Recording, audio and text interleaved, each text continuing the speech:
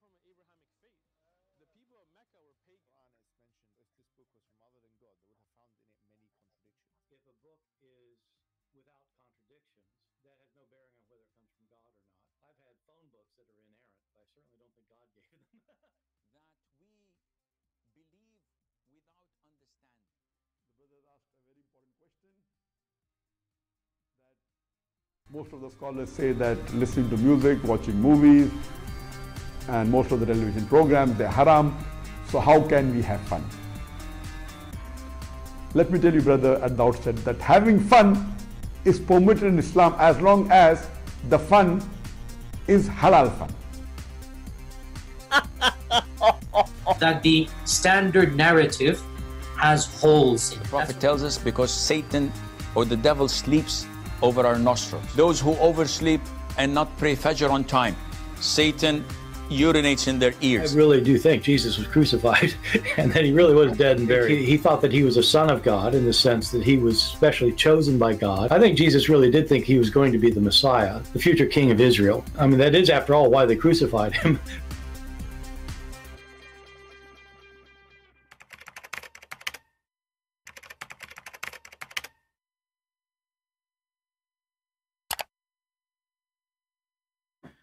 Hello, everyone, and peace of Christ to all of you. Please invite your friends and let us have some good time together and share education as usual.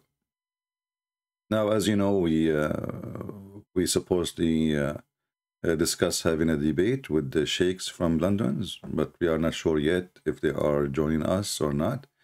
I see Yaqub is online. I will call him, and I hope his sheikhs or his teams are ready.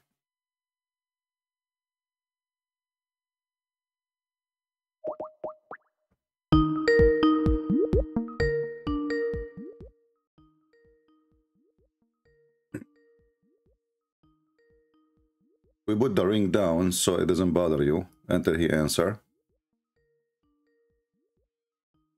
And let us hope that's... hello? Oh, Assalamu alaikum. Wa alaikum assalam. How are you doing, Yaqub? I'm doing well, thank you. How are you? I'm fine. Did you get your shakes ready, my friend?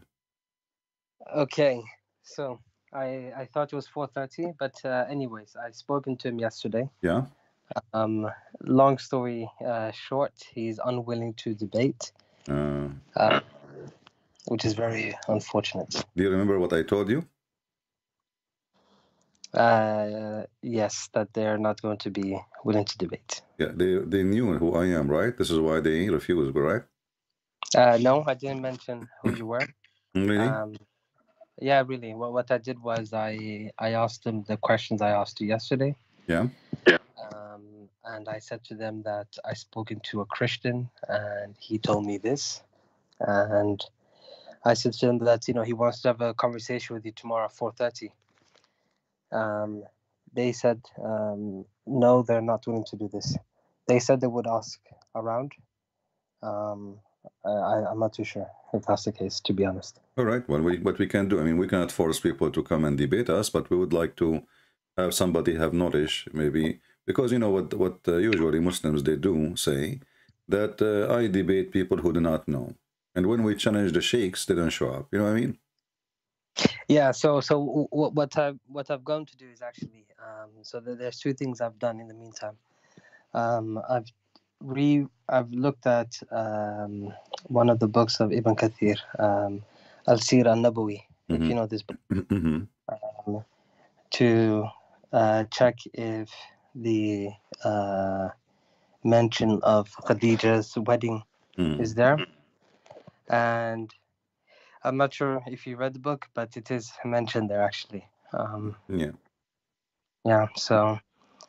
Well, you know, I mean, do you think really that I am going to send you a link, Musnad Ahmad, even the Muslims, they have audio for it. And I mean, you can type in 2 minutes in Google, Prophet Google, peace be upon him, and he will get you the answer. So, I mean, it's going to be embarrassing. And it's going to be, first, I'm a Christian, and I'm forbidden to lie. Secondly, lies are very short. The rope of a lie is very short. It doesn't matter how you try to extend it, people will find out, right? So there's no point of saying a lie to you, and then you will find that this is not a true. And then what? Then I will lose your respect, and I will lose the argument, and what I accomplish? Nothing, right? There's no point. So we will not mention anything unless we are sure. So what do you think, Yaqub? You can get us anyone else replacing those people who can somebody have knowledge, or everybody retreat? Well, I'm going to ask around, to be honest. This is what I'm going to do. All right. I think that's correct. But at the same time, have you heard of a channel called Islam QA before? I don't care really for names, but what I know that Muslims, all Muslim channels are the same. They are copy-paste of each other, and nobody knows what he's talking about. No, what I mean is that it's a Islamic channel where you can call in as well. Yeah, well, give me their Skype. I will call them right now. No problem. No, they come in at they're on TV.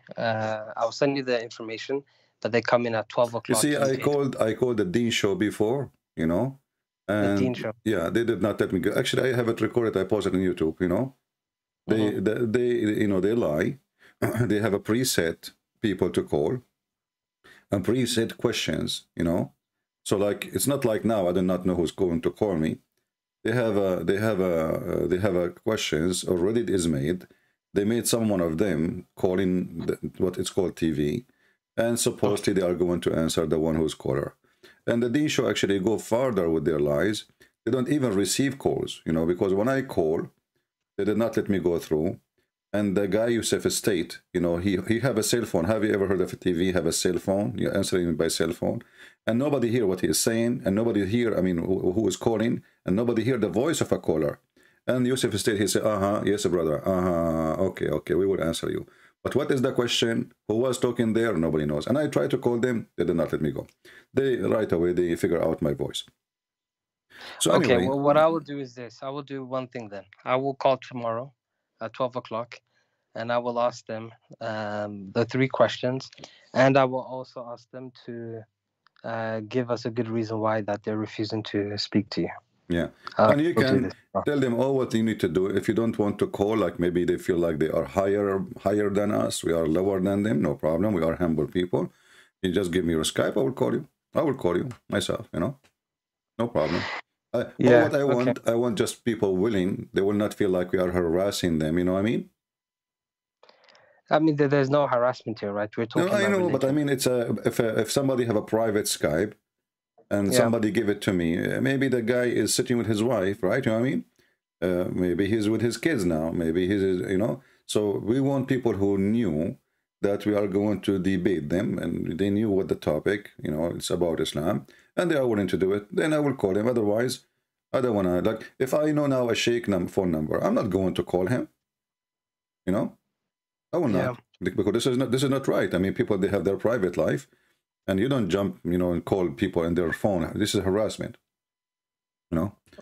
Unless it is like, okay, now we have a program. Whoever want to call us, etc. And it's a different story. But my experience with Muslim programs, they don't really take calls. They have a preset questions, like Zakir Naik. Zakir Naik, he stand in the stage. The sister there is asking question.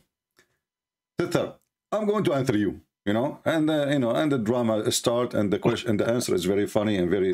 The question is silly, and the answer is more silly. You know, like you know, I don't know if you remember once Zakir Naik, they asked him, this supposedly a woman. She asked, how come Muslim women she will not get virgins? You know, like the Muslim man.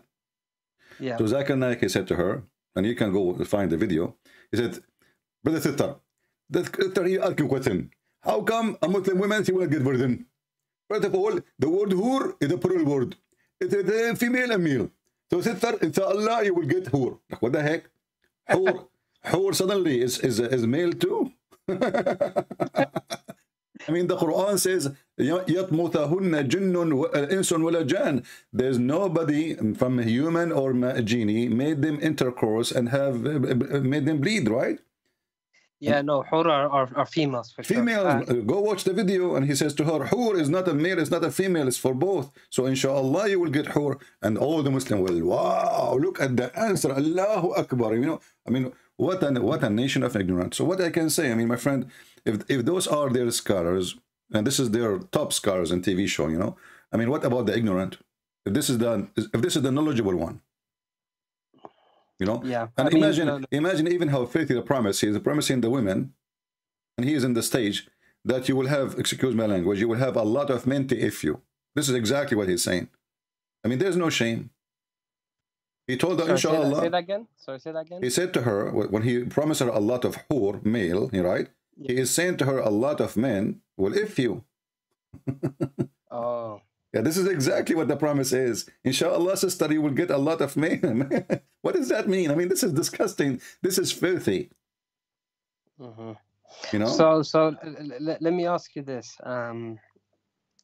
You know, in Islam, the Prophet is the best of example, right? This is what we're told. Mm-hmm. I want to understand from your perspective, what is the reason why you're not a Muslim? Because you're obviously well-read in Islam. You clearly are educated. So I want to know why you're not Muslim. First of all, Yaqub, what does the word Muslim mean? Someone who submits. That's not true. The word Muslim means someone who surrenders. And surrender is an act of cowardness. So a man, he come to us with his army, and he says, surrender or die. You know? Surrender or die. If you go to the Quran, just to prove my point to you, now we know that Muhammad, he ordered the Muslims, to fight the Christian, the Jews, the Arab, etc. And he said to them, if they surrender, which means they become Muslims, don't kill them. If the Christian, in the case of the Christian and the Jews, because you want money and income, he says if they pay jizya, don't kill them, jizya, pay money, you can worship any god you want because he's a hypocrite. But if you go in the Quran, as an example, the Arab, they said, we believe, we believe. Muhammad, he said to them in chapter 49, verse number 14, don't say we believe, say we surrender. The translation, they use the word submit, like in Yusuf Ali, but the truth is, it says we surrender. And here Muhammad is saying that you, Arab, you say we believe. Say, don't say we believe. Say we become Muslims. Now you tell me, Yaqub, how somebody, you are telling him you can say you are a Muslim, but he don't believe. Islam requires full compliance, right? Which requires more than just action itself. No. Sorry, more than just belief itself. Yes. No. So prayer. The verse in front of you. Here we go. Chapter 49, verse number 14. Read it. All what you need to do, you don't have to believe at all. Believe never.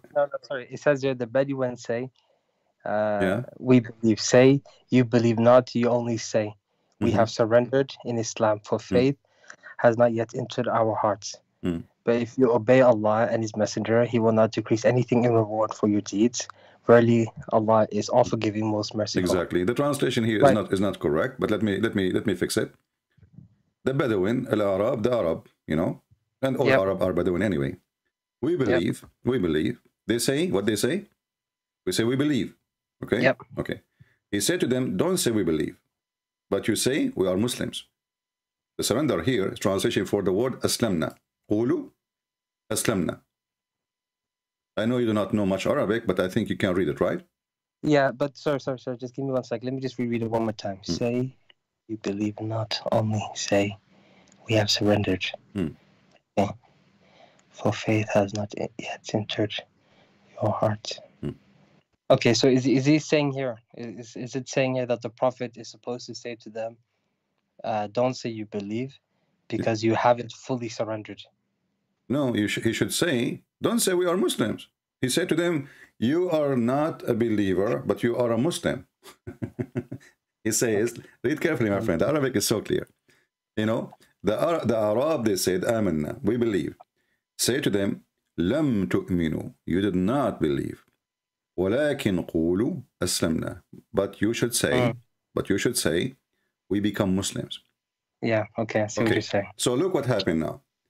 Do I need to be a believer to follow the God of Islam? No.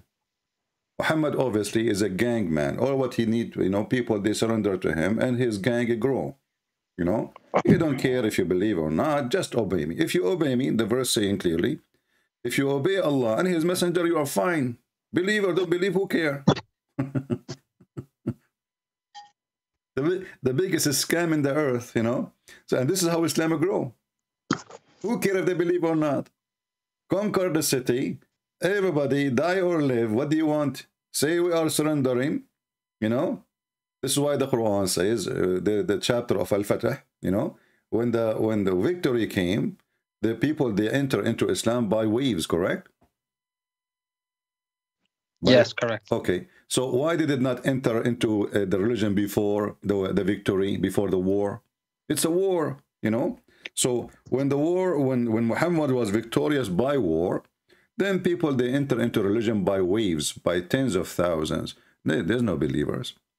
Nobody is a believer. No. But sorry, that's not really fair thing to say. Here we go. The chapter of victory, Al-Nasr. You know. No. I don't dispute that. You're right. People did become Muslims in waves after Islam became victorious militarily. This is true. But you have to remember that back in those days, even with Christianity as well, when for example, the Roman Emperor, when he became Christian, everyone else became Christian. Pretty much. When the Ethiopians, no, my friend, let me help you. And that was normal. No, that's not true. That's not true. It's not true. You see, Christianity was spreading so fast inside the Roman Empire. Even though the Roman, they were killing Christians as killing cats and dogs, and you know that, correct? Yep, that's true. Okay. And now, because the Christianity is spreading, Christianity was able to arrive to the royal family. It's not because the Christianity was not there, and then suddenly the one king, he become a Christian, and then everybody become a Christian. Already Christianity is all over the place. No. But what I'm saying is that back in those days, and this is my friend, I understand. The king, he, you know, and this will have a huge influence, and this is happening right now. You know, you see somebody, he worship an actor, and the actor become a Muslim. He say, okay, I'm going to become Muslim, or he want to be a Christian. So people who love this actor, they say, oh, Christianity must be good because people are dummy. But this is not what happened with Christianity. Christianity spread all over, not by sword. And even the Constantine, the king, who become a Christian, he did not carry a sword. He says, if you don't believe in me, I'm going to kill you all. He became a Christian. That's it. You know? But it was already Christianity all over the place. Christians, they have established churches. But that's not true. The Christians did destroy the temples. They started to abuse the pagans. This is well documented. Well, this is well documented by who? By historians. Okay, where did they start discriminating? Can you show me? Where exactly that happened? Let me pull up the sources. Bear with me a second.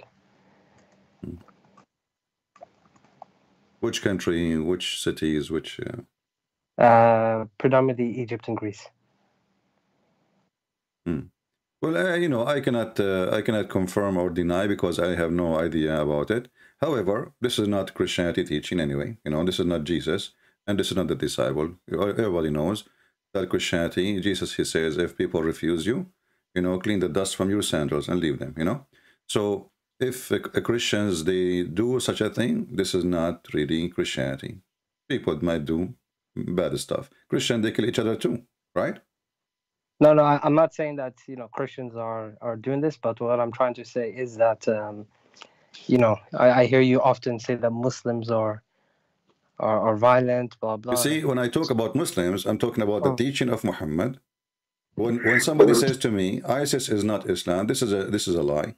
But if I say, let us say for sake of argument, we have a Christian ISIS. But this is for sure is not Christianity, correct? Because Christianity is what Jesus taught.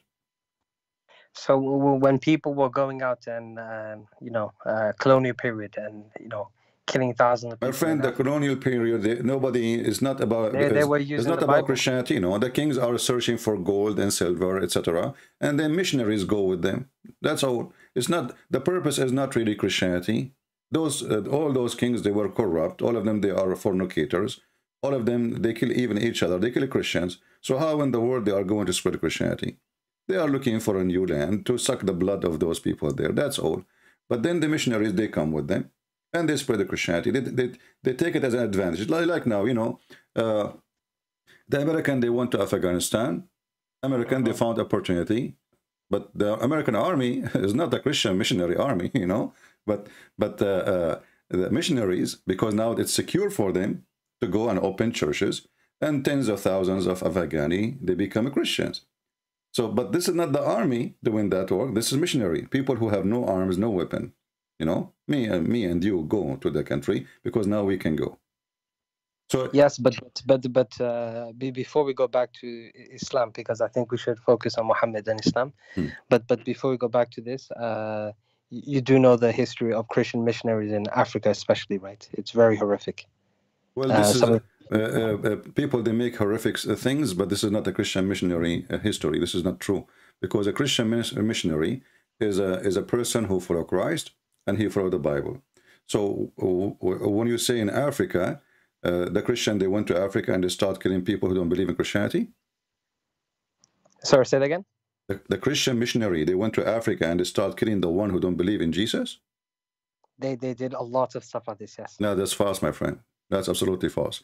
The first missionaries is the one who went to Ethiopia and Egypt, and it was one person, just one person. I'm not talking about the beginning. I'm my friend, so this is a Christianity. Anything else is not Christianity. You know, if a person is a filthy, he is filthy. I can claim to be a bishop, but I am a child molester like Muhammad. What does this have to do with Jesus? Christianity is people following Jesus. Anything else is not. So Christianity is a faith spread around the world before any king convert, by individuals, not by army. The disciple of Jesus, they were individual. Jesus never had an army. Every individual went to a place, and then that place accepted the Christianity. But we're claiming that there's an army went to that place. Well, all those armies, they are going there for a purpose, and the purpose usually is money, is business, is a glory of a king, is not a glory of God. None of them care really for God. And the proof, you know, wherever they go, they take whatever is there. You know, they go to you know, like now, even when empire like America or China or the Russian, they are trying to explore the space. Is that the purpose? Is it really science? No. The purpose is who can reach first to something valuable, discover it, and take it, you know? Yeah. The appearance is science, but the reality is it's a big investment. It's very costly project, but hoping that we will be the first one to take. So if we find an Earth in different space, you know, if the Americans find the Earth, they will claim it for themselves, and that will be the new America. The same as the kings of Spain and the king. But you notice here that your prophet was supposedly sent by God. And your prophet is the one who told his followers, you are the best man sent, the best people ever sent to mankind, right? Yes. In chapter 3, verse 110. But what was the purpose? The purpose is to enslave everybody and bring them with the chains. Is that correct? To enslave people? Yeah. And bring them to the chains. The excuse is we want to save them from hellfire. You know, this is the excuse of Muhammad. Why he want to enslave everybody? Why he want to kill everybody? Well, we want to save you from hell, like Putin now attacking the Ukrainian poor people. You know, because we want to liberate you, and you know, liberate you by stealing their land and taking their cities and destroy them and kill them and raping their women. But the flag is saying we want to liberate you. This is the hadith. This is from Sahih al-Bukhari. You are the best of people ever raised up for the benefit, and between two brackets, for the benefit. Look at the benefit of mankind. Chapter 3, 110. Here explanation by your prophet saying, the best for mankind are those who bring them with chains around their necks till they embrace Islam. Is that what Jesus said to the Christian missionaries? Go and bring people to accept me by putting chain around their necks. Is that what he said to Peter and to Paul and to John? Is that the order of Jesus? I don't know if he said that, but he for sure did not forbid slavery. I can tell you that. My friend, you are mixing things up. First of all, no, Jesus, he forbade slavery. How he forbade slavery? he never owned a slave. And if Jesus is the one we follow, and Peter never owned a slave. Can I ask you to... My friend, to show all the disciples of Jesus, my friend, hold on. All the disciples of Jesus, they never owned slaves. And they are our best examples. And then you need to ask yourself, why in the time of slavery, they don't have slaves? Everybody owns slaves.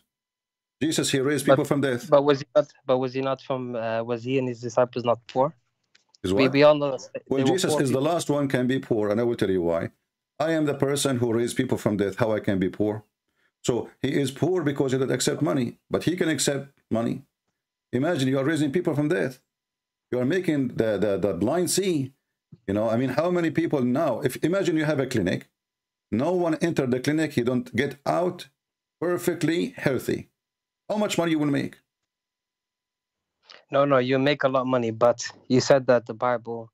Okay, can I ask you to open up 1 Peter 2:18 and share that on the screen, please? You tell me, what about it? It says, slaves, be subject to your masters with reverence. So? Not only in those who are good and equitable, but also those who are preserved. So it's there. It's not condemning. But he's talking, okay, you just noticed that he is talking to Christians. So those are Christians enslaved, and they did not choose to be slaves, and he don't want them to use violence to free themselves. Be obedience. So you are misunderstanding the difference between we are promoting slavery, and we are asking the Christian not to shed blood and kill to get their freedom. Christianity, everybody knows, teach peace and teach love. So be obedience, and those are the one he's talking to are not Muslims. Those are Christians, because who is going to read this and listen to this and obey this? The Christians, correct? Yep. Okay. So he is not not siding with the master against them. He is telling them that Christianity, we as a Christians, we are against violence. You know, that's all. He is not approving slavery. They are already slaves. Don't kill and don't make chaos and shed blood. And usually at the end, the slaves is the losers. They will be killed. As an example, you know what happened to Sawrat al-Zinj in Basra, in Iraq? No, what happened? You can search it right now. Hundreds of thousands of black people, not 10, 20. I mean, the whole area, there's no white people live there, only black African slaves. So the Muslims, they start bringing slaves, and the whole territory of Al-Basra become a slave territory, and they have their own city. What they do, they bring them there, they force them to do irrigation work, like, you know, farming work, and the Arabs sit home and they eat and they sell the product, and the slave, even the one who sell, is the slave themselves. But the slaves became big in number to the point they become the whole, like, I mean, tens of kilometers, thousands of kilometers are full of slaves. So they made the revolutionary. And what happened then? All the Arab, the white ones, united, the Muslims, and they killed them. Right now, there's 0 black people in Iraq. You can go right now and search it in Google. It's called... No, I don't deny that the Muslims... No, my friend. There's a very, very... You see, there's a huge difference between... Yeah. Your prophet, he owned slaves. Do he? Yes. Okay. Yes. He died and he still owns a slave. Is that true? Yes. Okay. So how he can be against slavery? My Lord, he never owned one. He never have one. He never bought one. He never freed one. Because simply he don't have any. He never condemned slavery. No, you see, in Christianity, Jesus said, what the Bible teaches us, that in Christ there's no Greek, there's no Hebrew, there's no free, there's no slaves. All of us, we are equal. So what you are asking for, why Jesus did not free? Well, Jesus don't have an army, and Jesus cannot free anyone. But he can say it's wrong because already he gave tons of examples of respecting life. And if you respect life, you don't own somebody else. You don't. If you respect life, okay. You know. Let me ask you this: Exodus 21:20 says, I know this is not from Jesus, but this is the Old Testament, and you accept this, right? Right. Okay. When a man strikes his slave, male or female, with a rod, and the slave dies under his hand, he shall be avenged. But if the slave survives a day or two, he is not to be avenged, for the slave is his money. Yeah. But you know, okay, so that means but first of all, that's fundamentally wrong. So no, You see, we don't compromise the same as the Muslims. We change our mind and we say, "Oh, we are with this and we are against that." If you go, we are going thousands of years by time. In the same time, the Hebrew slaves, they give themselves, they offer themselves for years as a slave voluntarily. So you go to a person, you say to him, "I want to be your servant." Slave here is a servant. Is not I'm not talking about Jewish slaves. I know there's a distinction between Jews owning other Jews and Jews owning non-Gentiles. Yeah. I'm talking about the non-Gentiles here. Well, those non-Gentiles usually they are coming from war. And because everybody's enslaved the Jews, so if you say to the Jews, you cannot enslave your enemies, then that will be a really horrible mistake, because simply those people are seeking survival. Remember, all the Jews, they've been taken as a slave, the whole nation, twice. And they've been enslaved for hundreds of years. Is that correct? Okay. Yep. So Moses, he have the law of eye for an eye. They enslave us, we enslave them. You treat us nice, we treat you nice. You kill us, we kill you. You take our land, we will attack your land. As simple as that. So the whole nation is under a slavery law. Everybody is practicing slavery. And you are asking the Jews to be as if they are coming from the city of Aflaton and live between the whole nations who believe in killing and bloodshed, and saying to them, why you are not living like angels? Well, that will erase their race and that will make them distinguished from this earth. So in order to survive in such atmosphere, there is a reason for what they practice. It was a solution of existence. It was not a solution for fun. Okay, so that's fine. My friend, listen. If we want to compare, I mean, Islam came long after Moses, right? And Muhammad, he came 600 years after Jesus, right? Yep. Okay. Jesus never owned a slave. His disciple never owned a slave. And that will set an example for a Christian to ask themselves, well, if they don't own slaves, why we should have slaves? Obviously, he do what is right, and he don't do. If something he did not do, obviously it is wrong. If Jesus did not commit adultery, even if he never spoke against adultery, well, still obviously adultery is wrong. If Jesus never commit a theft, but he did not commit theft, obviously theft is wrong.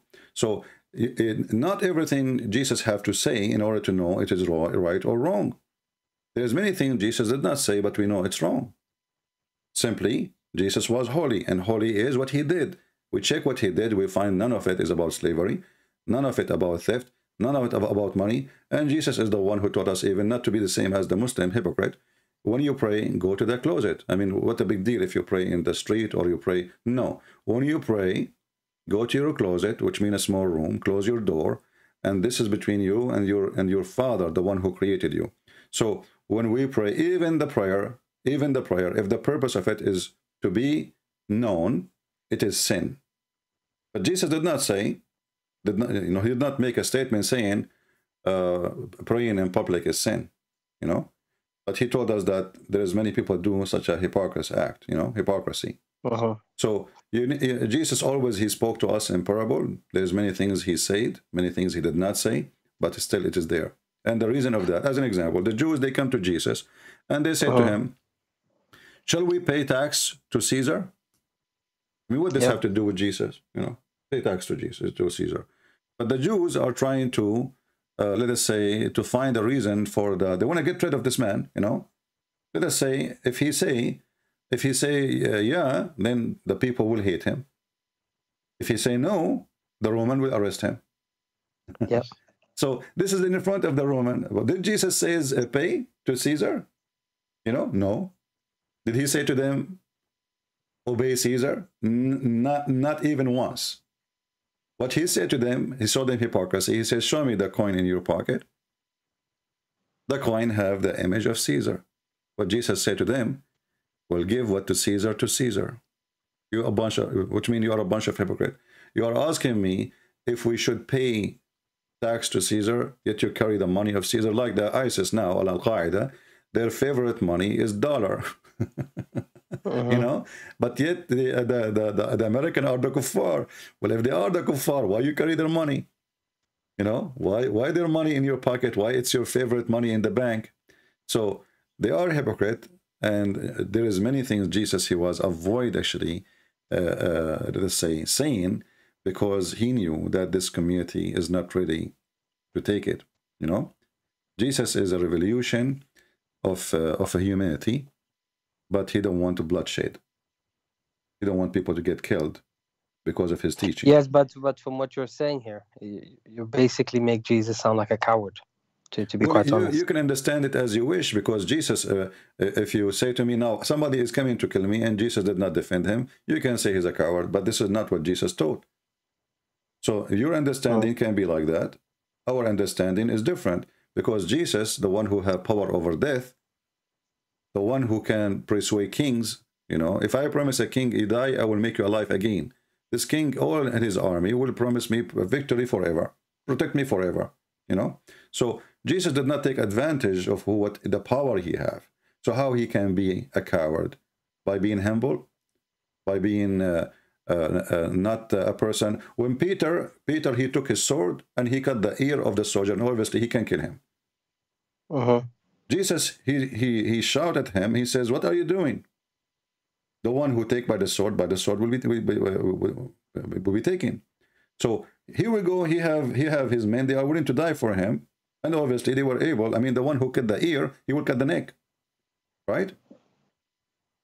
So Jesus, and Jesus, he put the ear in its place. So Jesus, if he is a coward, then he will hide behind his men and let him die. Let them all die in order to save him. This is your prophet. But did they not run away? Wait. What do you mean this is my prophet? You're a prophet, you run away. And when? Okay, isn't it you Muslim, you claim that Muhammad, he asked his cousin Ali to sleep in his bed so he can run away from Quraysh?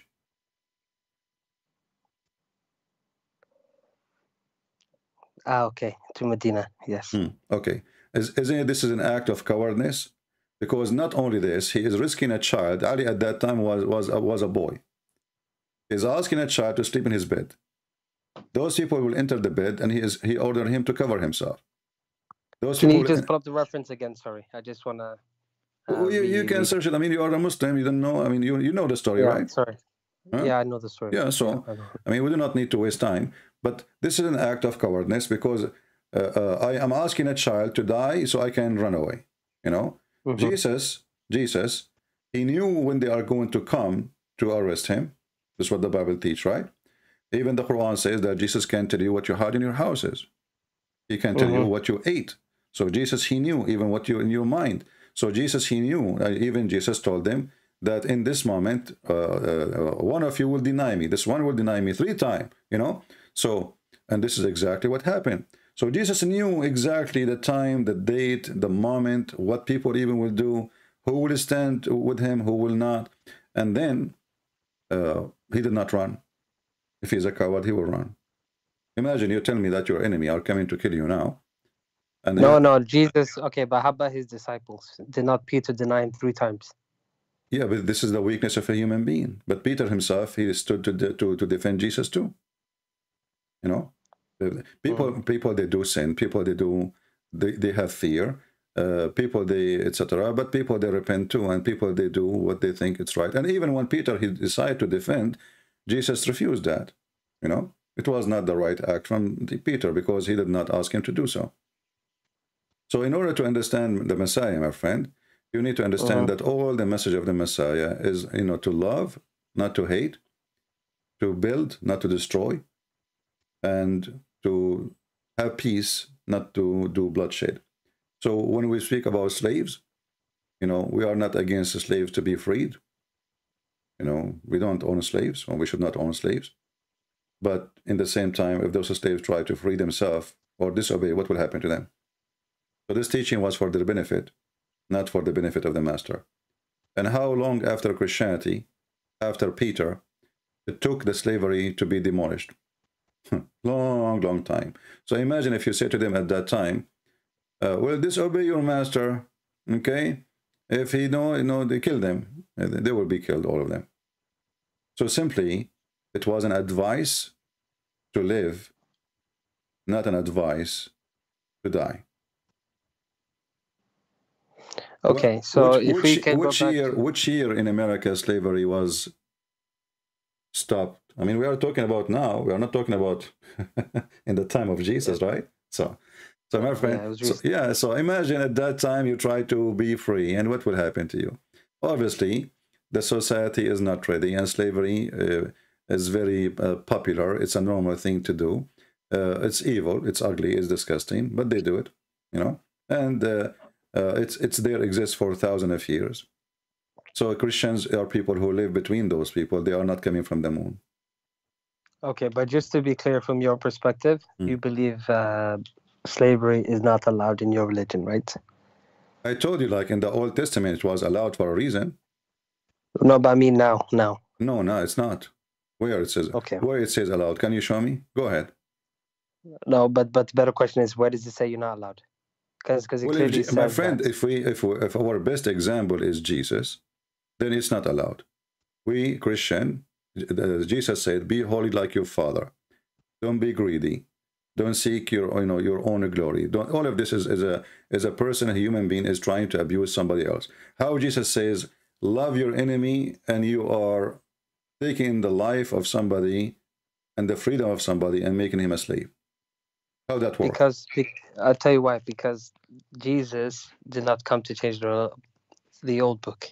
No, you see, Jesus, he said, "I came to complete," which means it's not completed. So Jesus, when he said, as an example, Jesus, he said, "It says to you, eye for an eye," correct? But I say to you. So when you say he did not want any change, well, obviously, eye and eye exists for a reason. And now the reason Jesus here, and Jesus, he came in here to make things perfect. So it being said to you, eye for an eye, but I say to you, and you will see what he says to you is different from eye to an eye, right? So love your enemy, pray for those who curse you, etc. And this is a huge difference between what was and what Jesus, brought to us. But we understood. No, but you see, sorry to interrupt, but I think you're misinterpret that, because you're referring to Matthew 5:38, right? When he says, "You have heard that it was said, eye for an eye and a tooth for a tooth, but I tell you, do not resist an evil person." But if you look at Matthew 5:17, he does say that, "Do not think that I've come to abolish the law or the prophets. I have not come to abolish, but to fulfill them." So if you read this, I mean, the law, the Old Testament does not abolish slavery. My friend, no. You see, you are making it very limited. We just showed you an example. If Jesus, he said, it's a book, it's not a sentence. If Jesus says it's been said to you, an eye for an eye, and at the same time Jesus says, "I came not to abolish," but he just already said that I am completing the law. The law, it is a law, and I'm completing it. It was not complete. So I'm coming to you now, and I say to you, in this stage, you see, in the certain time, the children of Adam, they marry their sisters. Is that correct? Yep. Okay. And God, he approved that. Did God say it's sin? No. Okay. So why God did not say it is sin? Because, I mean, this is what they have. I mean, there is no. I created one Adam, one Eve. So obviously, the children will have their sisters as wives. So the law was the law, but the law of God in the time of Adam is not the same as the law in the time of Moses, not the same as the law in the time of Jesus. So God is not a change in his law. The law is made for the man, not the man made for the law. As an example, the Jews been ordered to respect the Sabbath, correct? Yep. Okay, but obviously they have wrong understanding for the Sabbath. Jesus says to them, Sabbath was made for the man, not the man was made for Sabbath. Yep. But this is him who said to them, well, respect the Sabbath. But the Sabbath was made for the man. What does that mean? The Jews are greedy people. They love money, and now nothing changed. So they want to work 7 days a week, and they want to use their servants to work for 7. Nobody take rest, especially the servants, you know. So they're greedy. So the Sabbath was not made for God. God, he don't care for your Sabbath. God, he do not need your Sabbath. You know, God do not need your donation too. And God, you do not need your prayer too. And God, who do not need your worship. You worship him, you don't, he do not need it. It's not about God, he needed. So the Jews, they made it as, the same as the Muslims, they made that rituals or acts or certain things to do, like prayer, they made it as if God, he needed. And if we don't do it, God is going to punish us. But all of this was for the benefit of the people, not like if you want to go and do poo-poo, you have to walk 100 etc. from the camp. What does this have to do with God? This is for the health benefit of the Jews. This is not God. Go do poo-poo in your bed. So there's a law was made for people to survive, and there is a law for people to love and to get high in their humanity, and that is Jesus. So when Jesus came, obviously it's a new era for mankind. Love your enemy. There's nobody says that before, and it's a crazy to say that actually, you know, 2,000 years ago. Love your enemy. I mean, even now, who, you know, what do you mean love your enemy? Let us now try to convince this filthy Putin that he should love the Ukrainian. You know, he claimed to be Christian, but he is killing them. If Putin he practice one sentence of Jesus, we have different universe. If Muslims and Christians agree to love their enemies, well, then you will not hate me, and then I will not hate you, correct? Yep. And then we will not have war. So here you see that Jesus, yes, he gave a law to the Jews before, in order to survive. Like, here we go, the Amlite is attacking you, you know, the same as, you know, go and attack them. But this is what they did to you. They kill your children. They took, this is what even the Quran says in chapter 2, verse number 246. So those people, they attack. And now there is a prophet, and his name is Samuel, and you know, he told his people, if you go to war, you will know you will not support me, and you will not do it, etc. And then the Quran take the story, put it in the Muhammad book, and he claimed this is from his God. God, he is condemning them for not fighting and or doing the order of Samuel. But you notice here it was for the sake of surviving, not for the sake of killing. Jesus, when he come in a new era where the Roman is established empire. There's a parliament. You believe it or not? The Roman, they have a parliament. They have Congress. They have senators. They have police. It's a very well-established state, civil state somehow. But still there's slavery, but as you see, slavery was here in USA not long time ago. Long after the Roman. So it is time for a new step of life. Before Jesus, the Jews, they live by the law. By Jesus, the people live by love. So love your enemy, forgive the one who hit you on your cheek, give him the other one. That is new, right? That is totally new. What do you mean? You know, what do you mean? Somebody hit me. Why I wanted him? You know, how many people they can practice this? How many people they can handle it? How many people they can say, oh, you know what? I forgive you, brother. You know, I just hit you in your face. You tell me to forgive me. Actually, if you do that, you will see that the person, he will become ashamed of his behavior.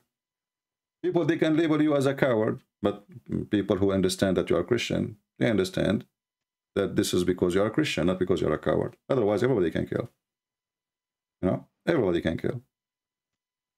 And yeah, but what you're excluding here is that even in the New Testament, you know, it does very clearly say, you know, slaves, obey your earthly. I'm quoting. You see, you're just repeating yourself again, as if I said nothing to you. Obey, no. My friend. Obey. Because simply, if they don't obey, what will happen? No, but if you, I see what you're saying here. But if you, the full verse says, obey your earthly masters with respect and fear, and with sincerity of heart, just as you obey Christ. Okay, and that's you know, you guys worship Christ. Exactly. So what is telling slaves to go and basically worship your slave owners, correct? No, he is telling them because it's simply, you know, the slave owner in the time of the Christians. You need to read the timing too when they are talking. If this verse is written today, it's not going to be the same. They gave them a verse fit for the timing they're living. Obey your master, because if you don't obey him, which means you obey him blindly, you don't even question their orders, because if you don't, they will make you, you know, ash. They can burn you, they can kill you, they can rape you, they can sell you. You have no control. So there is one of two choices: either you obey them the same as you obey Christ, as you say, which means you don't question what they say, you don't question their orders, you're just obedience, and you do. You are already slave. You know, it's not a choice. And the slaves already, they knew that. This is not new. We know that we have to do that. But what the Bible, what the disciple, they are teaching them, we are not here to come in to make you. Let us make it clear. We are not here a revolutionary. We are not Robin Hood. We are peaceful believers. So the change will happen through the peaceful believer. We will change the mind and the heart of your master. But until that happened, you obey. If we try to force, they will kill you. They are killing us already.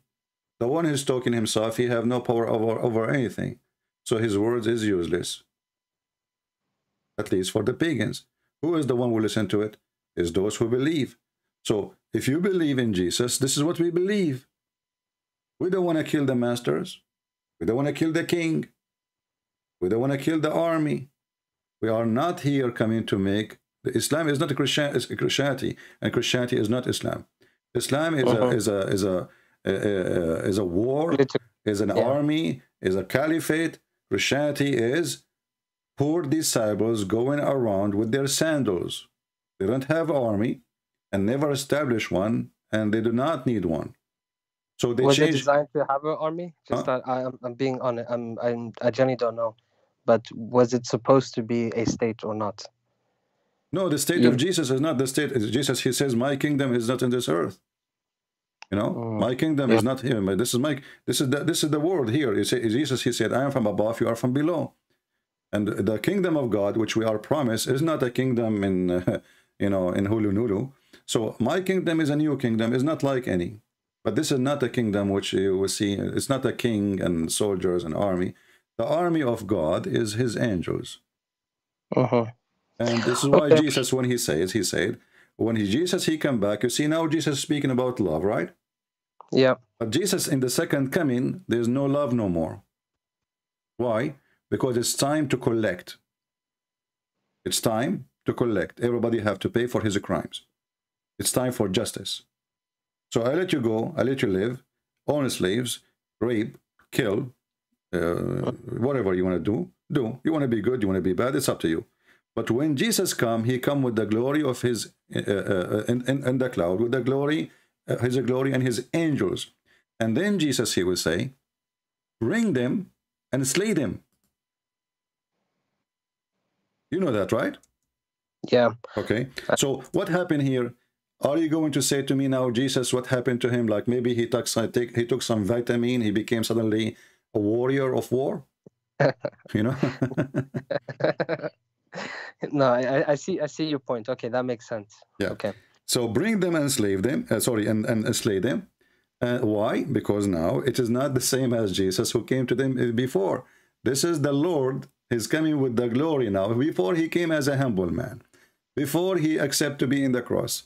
Before he accepted to be crucified, to be humiliated, to be called names. But now the story is different. Your time is up. You know, we gave you a chance. We gave you a chance. And, you know, that's it. This is Judgment Day. So the same Jesus who said, love your enemy. Now he don't love them, those people who they are sinners. The same Jesus who loved the sinners. He said, I came for the sick, not for the healthy. Right? Yep. Jesus gave an example. He says, if you have 100 or 1,000 sheep and one of them is lost, which one, what you do? You go after the one is lost. So Jesus is willing to leave the 1,000 and go after one to save. But Jesus in the second coming, He will not do that. It is going to be the opposite. The lost will be sent to hellfire. They will be slaughtered. They will be punished, severe punishment. And those who they were following him, those slaves who obey Jesus, those slaves who obey their masters, but the master will not go to heaven. You see? So the kingdom of Jesus is for those, this is why Jesus said, bless those who spread peace. Yeah. Okay? So the blessing will come to you when? Is it now? No. Here we go, they slave you. You are a slave. You are, you know, Christians. How many Christians the Muslims they slave? How many Jews? How many Christians the Muslims they enslave? You know? So, so based in the Bible, this is why you see when the Muslims they occupy Christian countries in the Middle East, Christian they did not make revolution. Why? Because that will make a bloodshed. Otherwise, everybody can kill. And they were the majority. As an example, 4,000 Muslims, they went to Egypt. And Egypt at that time, according to history, there were 4 million. Yeah. Okay, well, the 4 million Christians, they can eat them alive. Right? The church leaders, they refuse anyone to do any revolution. And actually, if one of the Coptic people try to resist, the church go against him. This is why the Muslims were able to take over and stay. Because the Christianity, the Christians, they are always worried about disobeying God and not to be true Christians. Which one is important for them? Earthly kingdom or heavenly salvation? So in order to understand Christianity, you have to understand what Jesus did and why the Christians, they did not, you know, make revolutions against Muslims. Until now, you go to any Islamic countries, you see Christians are the only one are trusted. They never betray anyone. They never betray a king, a Muslim king. They don't step you on your back. The one who step in the back is Muslims. Who is the one who killed the caliphate? Muslims. Who is the one? Who is the one who killed the grandsons of Muhammad? Muslims. Right? Yeah, this is true. At that time, those you know, like the grandsons of Muhammad, they don't have guards and they don't have etc. Well, a Christian who want to seek revenge, he can go and put a dagger in the heart of his daughter. He can. Okay, so they did not. I think your explanation makes sense about the Bible. So let's just focus on Islam, if that's okay. All right. Okay, so the Prophet and Islam. What's your main problems? First of all, is he a prophet? You just, you know, Yaqub, I respect you. You're a nice person, but sometimes I cannot hold myself from being rude. It's okay if I be rude with you. Do you allow me? I guess. Can I use the word stupid? You know, please, you know, let me use it. This is stupid because how in the world you say to me, what the problem with the prophet? Shouldn't he be a prophet first? I mean, the guy, he come to us and he said the sun set in murky water. Here we go, he made a prophecy. How that make him a prophet? I mean, this problem with this guy, Muhammad, he cannot keep his mouth shut, and the more he talk, the more he made poo-poo. And the Jews, they came to him and they asked him, tell us about Zulqarnain. The guy, he took the trap. And they made him believe that Zulqarnain is a prophet. That's why he started talking about him as if he's sent by God. But Zulqarnain, Alexander the Great, is a bisexual. This guy is sick. He sleep with men and men sleep with him, and he sleep with women too. So how in the world this person became a prophet of Allah, and he sent him, and Allah gave him victory, and then he keep going until he found where the sun set. Where the sun set, Yaqub? Can you tell me? Where the sun sets? Yeah, where the sun set. Here we go. It says here, no, حتى إذا بلغ مغرب الشمس. Until he arrived to the place where the sun set. Where is that?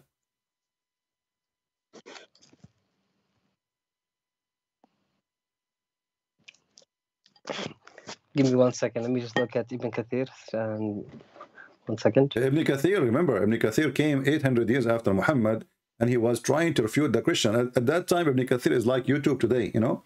Ibn Kathir, he found that the Christians in Syria are making fun of Muhammad like shish kebab. So he tried to fix it, you know. This is not the answer. If you want to get really an answer, get an answer from somebody who was close to the time of Muhammad, or Muhammad himself. You don't get an answer today from somebody, his name is Mimi Hijab. You get an answer from somebody, was in the time of Muhammad. He understand, you know, this is why we read what Peter say, not what a bishop say today, correct? Who care what bishop? I can be a bishop. Now I can say whatever I want, but people will not listen to me. Because who is the one who more close to understand is the one who was there, right? Yep. So when your prophet, he said, until he reached the sitting place of the sun, who was talking? This is Allah talking. Exactly. So Allah is supposed to, he became a news agent, and now he is going to tell us about Zulqarnain. This is why it says in verse number 83, and they ask you about Zulqarnain. Who is the one who asked him? And the Jews, as usual, they make fun of him, and they get him into a trap. Say, I shall recite to you something of his story. Okay, wonderful. Verily we established for him in earth. Suddenly Zulqarnain was victorious by Allah will. Why? Any Muslim can tell me why? Why Allah established for him victory? Because he's a Muslim. And then we gave him the means of everything. Who is the one who gave him? Allah. Who is the one who gave him the men to sleep with? Allah. Who gave him the men who sleep with him? Allah. Who gave him the soldiers? Allah. So everything is coming from Allah. And then he followed away. Okay. Until when he reached the sitting place of the sun. Where is that? The sun set everywhere.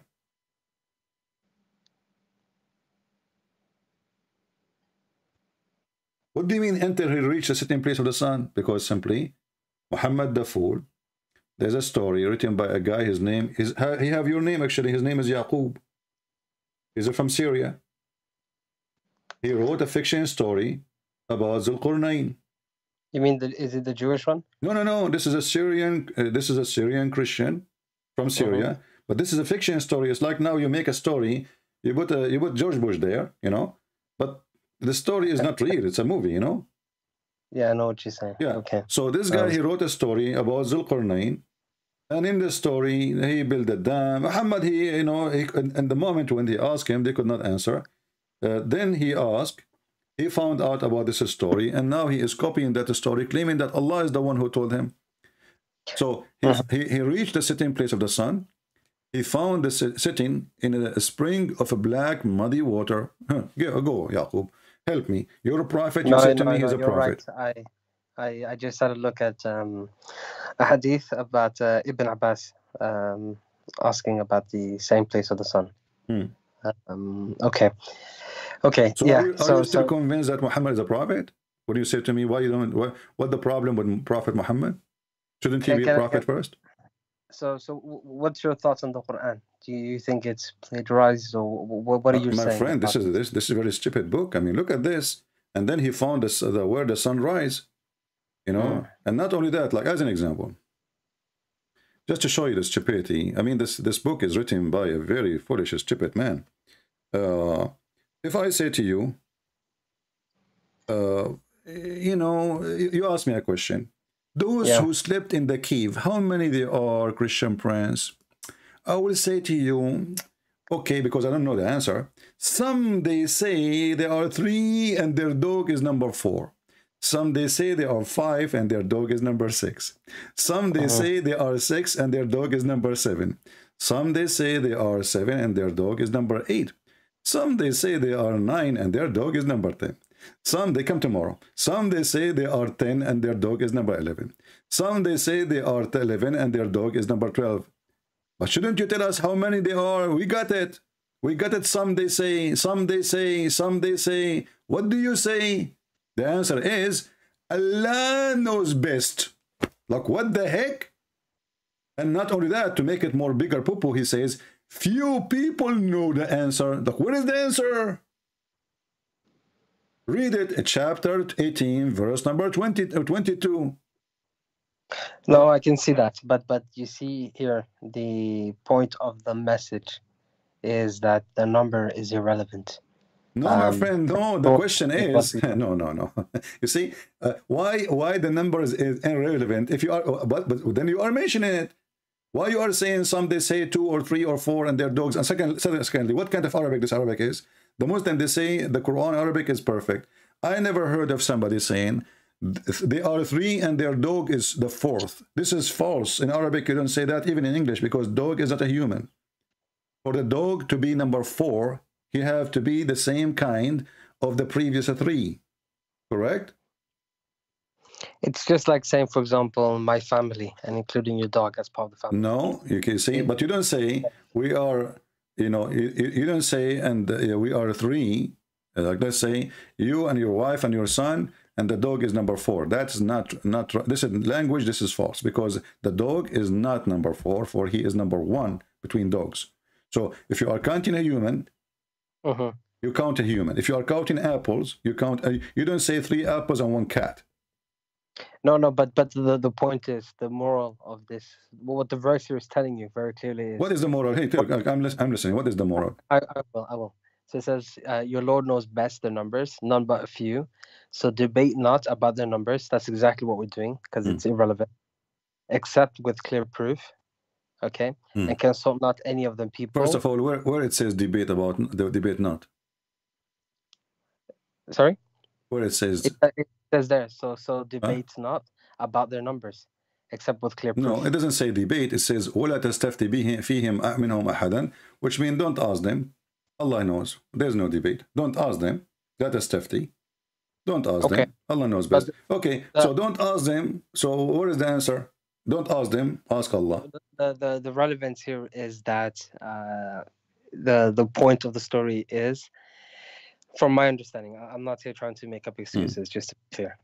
So the understanding of the story is that if you trust in God and you're God, what's the word? God conscious, then God will provide for you. Just as He did for. If this is the purpose of this story, then he should not mention the number. He should not say some they say 2, some they say 3, some they say. He's saying there is 7, and actually this is a story, fiction story written by Christians about a bunch of youth. They were discriminated, and then they went to a cave. And actually, the story is very funny. You know, in Islam, it's dog is dirty, correct? So how the dog is with them? What kind of Muslim they are? They have a dog. Why the dog is there? But do you know that in Islam we believe that certain things were halal in the past, and then God forbid them? No, dogs is dirty. Is dirty. It doesn't matter if you forbid them or not. Is it like the dogs before Islam they were clean, and after Islam became dirty? No, they were permissible. Okay, but listen what happened. Just like alcohol. Okay, well, it says here that according to the story here, that the dog, he opened his arms. Do dogs have arms? No, they don't. Okay. So the dog, he stand in the front of the cave, and he opened his arms to do what exactly?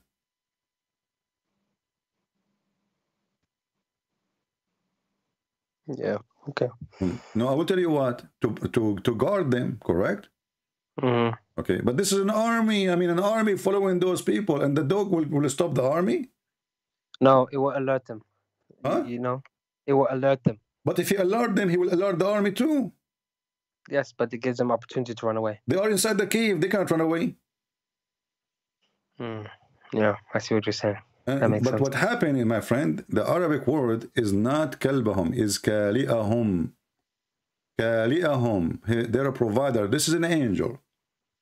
An angel in the Aramaic story, there's an angel. He opened his arms to blockade the cave. Angel can protect them. Doesn't matter how big the army is. Do we agree? Yep. So here it says kali'ahum, not kalbahum. Kali'ahum mean they're a provider, they're a protector, and that is an angel. The one who wrote the story, obviously, is written in Aramaic. He got confused. He thought that this is kalbahum. And actually, even some Islamic interpretation, let me see if I can find some for you, says this is the same. It was kali'ahum, not kalbahum.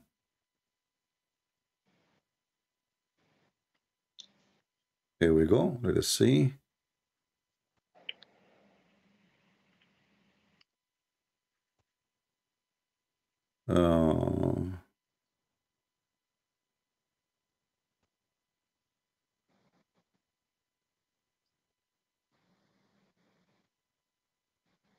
If you go to different verse, let me show you here.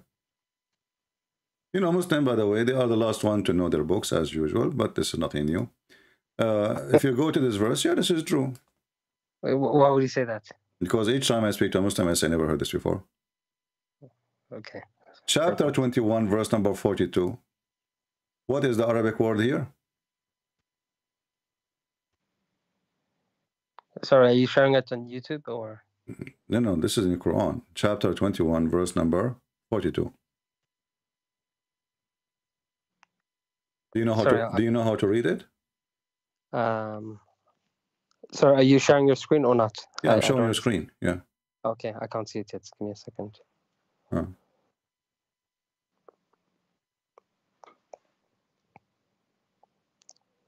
In the meantime, I'll open up a Quran on my side.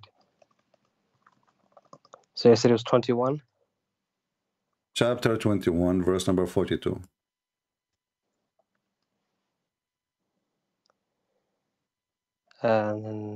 Okay. Tell them, O Muhammad, who protects you during the night or the day from the most compassionate Lord. Okay, what is the word? What is the word protect you here? The same word we're talking about. Look at it. This is the Arabic word. So this word became a dog. I mean, what a funny religion. So how Muslims even they understand their book? Where they get the reference from? Simply, the Quran is full of Aramaic words. They have no idea what they mean, and it was confusing. There is no dots, there is no tashkil, there is nothing. So okay, you know what? This is maybe kalbahum, but it's not kalbahum. It's their provider, their protector.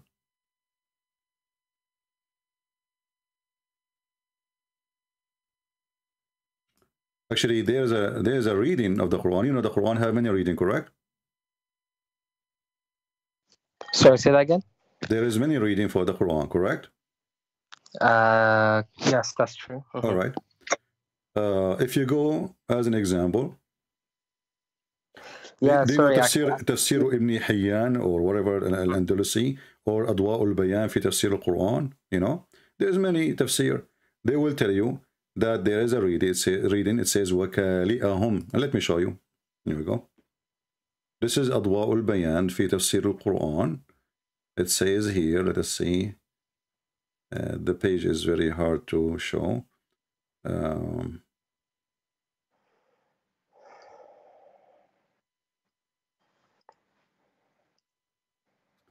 Okay, let's show you here. This is Tafsir Ibn Hayyan. It says, وَكَلْبُهُمْ بَاسِطٌ ذِرَاعِيهِ بِالْوَصِيدِ وَقِرَاءَةٌ وَكَالِئَهُمْ بَاسِطٌ ذِرَاعِيهِ. So there is different reading for the Quran. Which one? It says كَالِئَهُمْ, not كَلْبَهُمْ. There's a huge difference between their dog and their provider or their protector, which is the angel. So the angel, he opened his arms. That makes sense. He had opened his wings to protect them. He's an angel. And he is standing firm to protect them if in case of the army is coming, not a dog. The dog, actually, they should hide the dog because the dog will bark. And if he barks, the army will hear. You know, they are in a cave. They can watch from the small hole of the cave. They do not need a dog to arm them, you know. But if they have the dog barking, maybe even he will chase the soldiers. Hey, I'm here. You know, so the dog is not useful now. But the truth is that this is كَالِئَهُمْ. And this is one of the things too about Muhammad. What kind of God he sent him 7 reading? What do you think about this? You claim that your prophet is a prophet. Did Allah send Moses? You Muslim, you claim Moses is a Muslim, right? Okay, did Allah send 7 Torahs to Moses? No. Okay, why? Why he did not send 7 Torahs to Moses, but he sent 7 Quran to Muhammad? Yeah, this is a good question. Yeah. No, your prophet explained. He says, my people are not capable. Is that correct? No, I know this reference, but I mean, it's a good question because that doesn't make sense. You know what I mean? Yeah, but it doesn't make sense. That means you don't agree Muhammad is a prophet. No, I didn't say that. Well, you just said it doesn't make sense. Right? And do you know what happened now if we believe that Muhammad, he received Quran in seven Quran? Think with me. I'm showing you the hadith in front of you. I'm showing you the hadith. Sorry, let me just read it. The Prophet was present at the pool of Beni Qifr. Jibreel came to him and said, oh, sorry. You're changing it? Yeah, because there's many. You know, I just opened the one have more full story. Some of them, they are very short. Some of them, they give more details. Yeah, okay, let's stick with the short one then. No problem. Yeah, go read this one. It's on the screen. Yeah, you're still moving it? I think there's a delay. Yeah. Allah has commanded you to recite to your people the Quran in one dialect. Upon this, he said, I ask from Allah pardon and forgiveness. My people are not capable of doing it. He then came for a second time and said, Allah has commanded you that you should recite the Quran to your people in two dialects. Upon this, he again said, I seek pardon and forgiveness from Allah. My people will not be able to do so. He came for the third time and said, Allah has commanded you to recite the Quran in three dialects. Can you scroll down a bit, sorry?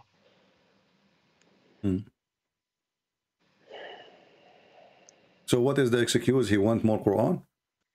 No. The excuse here is that the people are not capable, correct? Capable. Okay. Yeah. Capable mean what? What do you think?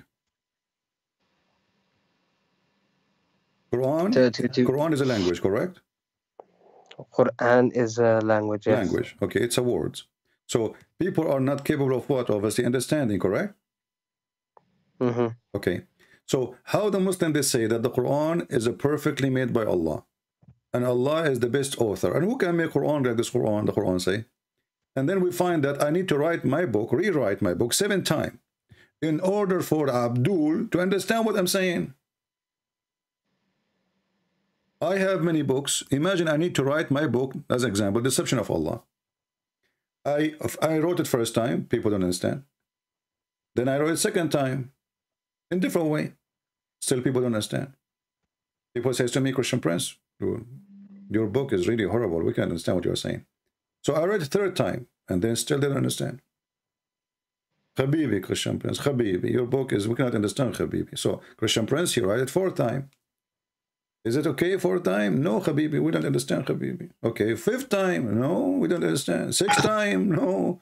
7th time? So Allah, he had to rewrite his book 7 times in order to make his words clear. That is the worst author ever in history.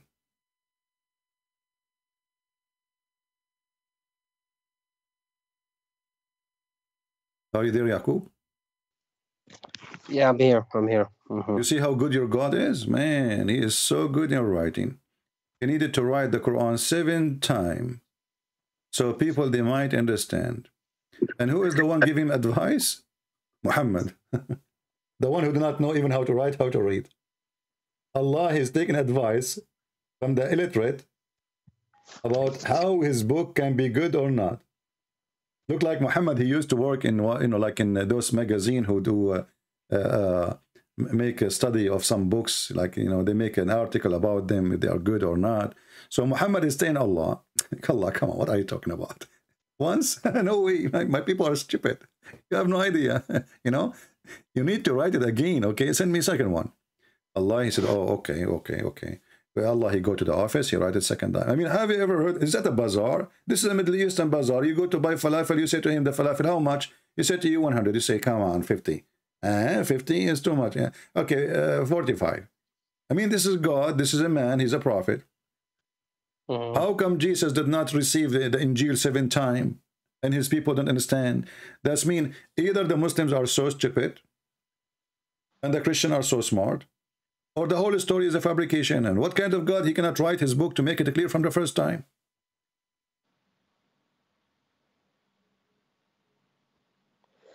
Okay. And hold on. if I ask you right now, are you don't the Muslim claim now that the Quran is so clear, and most of them they use the Quran of Hafs?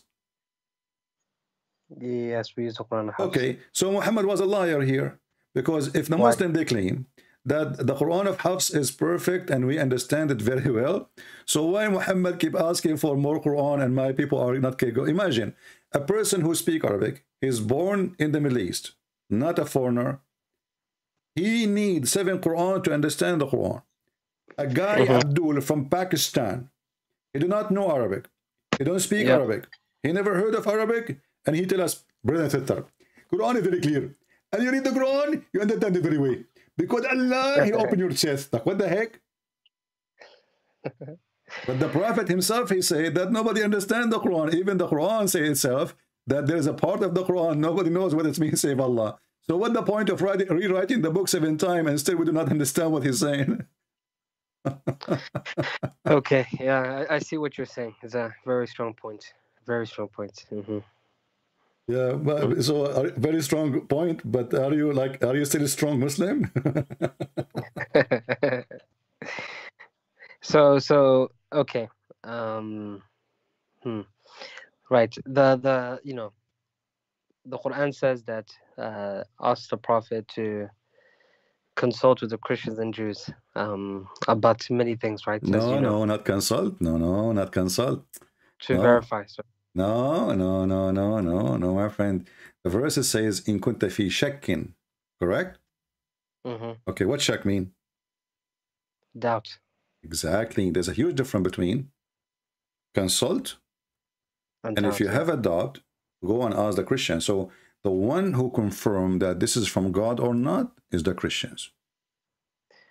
Okay, so let me ask you then this then. So what does Christians think of the Prophet? You know, they rejected him right away. That's why he decided to kill them. No, you know the answer. They rejected him. So, and why a prophet, he have a doubt about what was revealed to him? What kind of a prophet? If the prophet himself, he is not sure. Have you ever heard of such a thing? Like, the prophet who bring me a religion, he himself is not sure. And then he is God. He said to him, listen, there's a guy in YouTube. His name is Christian Prince. You call him in Skype and ask him if what revealed to you is from God. This is here you see the stupidity of the author of the Quran. Why? Because if the Christian already rejecting Muhammad, why he is asking Muhammad, and he is actually labeling Muhammad that he is a person who have adopted, and the Muslim, they try to fix it. They say, it doesn't say he have adopted. It doesn't say. It says if he have. No, our friend, Allah, he knew. Allah, he don't speak for no reason. Allah is God, supposed to, correct? So why he will say to him, if you have a doubt about what we revealed, if the guy he don't have, you know, I mean, if proven to me that this God is not God, because if I am God, the word if is not in my dictionary. What if? If what? Okay, but look, when he went and spoke to the Christians and the Jews, they laugh at him. They laugh at him. And do you have evidence for that? Sure, you know, the Quran is full of evidence. You know, thanks to Allah, you know, who wrote the book 7 times. You know.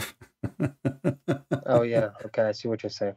Yeah, and you know, when a Muslim he says to me, "Do you have evidence?" I find myself really, I cannot stop myself from laughing, because. The Quran says the Christians are lost, the Jews are cursed, and then the Quran says, if you want to confirm what revealed to you, go to the Christians.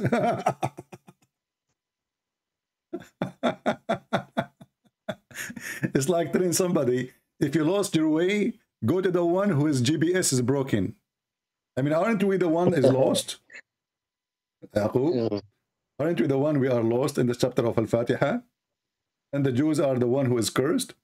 So how in the world you say to Muhammad, go and ask the Christians who they are lost and the Jews who they are cursed? I mean, what? Go and you should ask them to ask the Hindu. Maybe that better. Okay. You know? Yeah. Yeah.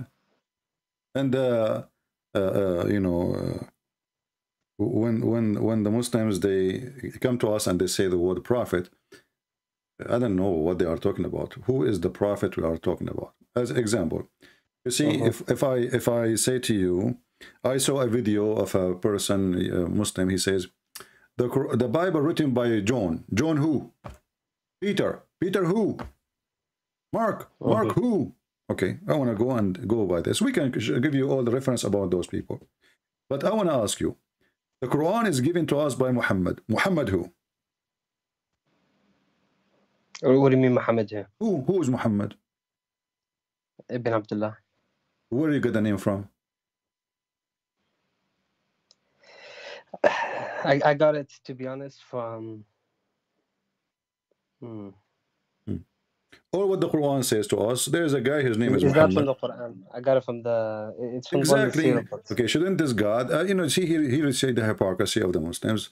They say to us, okay, who? Okay, when the Bible speak about Jesus, speak about his born where, who is his mother, who is the grandfather, the father of Mary, the grandfather of Mary, blah blah blah blah, all the way, you know. But you see, you're missing the point here. You see that's the point you're missing. The Bible, the Gospels are written as testimonies, eyewitness account. Okay, I will go with you. I will go with you. Let us give you an example. You cannot answer. The Quran mentions someone. His name is Israel. Who is Israel? But sorry, just one thing. The Quran was revealed in recitations, verses by verses, and in many cases it was revealed in, let's say, in all cases it was revealed in situations that the Prophet was in. Okay. So yeah, what was your question about Israel? That will not change anything. Still, who is Muhammad? Shouldn't you tell me? You know, when you don't this God, he knew that this book will be sent to nations around the world, and he needed to introduce Muhammad. So Muhammad, he says, the one who wrote the hadith, erase it. Correct? Okay. So if you Muslims, you follow the advice of Muhammad, then you will not know anything about this person. You Muslims, you call him Muhammad ibn Abdullah, because he said you erase it, which means erase all the history of Muhammad. You keep only the Quran. So the Quran says Muhammad, but who is Muhammad we do not know. Who is his parents we don't know. What we know from the Quran is that he is the messenger of God. Okay, that's what we know. Exactly. But who is the one who said that he is a messenger of God? Muhammad. If we take it from the Quranic, from the Muslim perspective, it would be Allah said that. No, right? Because he did not have any witnesses that Allah spoke to him. Do he? He does not know. Okay. So, the funny thing about Islam, that's if in case of adultery, you have to have 4 witnesses, correct? For adultery, yes. Okay. And you have to, excuse my language, you have to see the private part of the male going inside the private part of the female. Is that correct? Okay. Yep. So how come in a case of a penis and vagina we need 4 witnesses? I mean, this is silly. But in the case of God, he have zero witnesses. So now a guy, he want to make us follow him by hundreds of millions. He have 0 witnesses for anything, even when he went to heaven. Aisha, she said, he went by his soul, not by his body. But the Muslim, they claim that he went by his body. So which one? So who said that? Aisha, she said, Usriya bi ruhihi. He went there because he was next to her in the bed. He did not go by his body. So, hold on a second. Aisha couldn't have said that because this will happen in Mecca, right? Aisha got married in just after Hijrah. Well, my friend, right? I don't care. Maybe Aisha, she is telling what she knew previously. But Aisha, Aisha, she was with him in Mecca too, no? No. Do you have the reference for this? Sorry. Let us see. Hold on.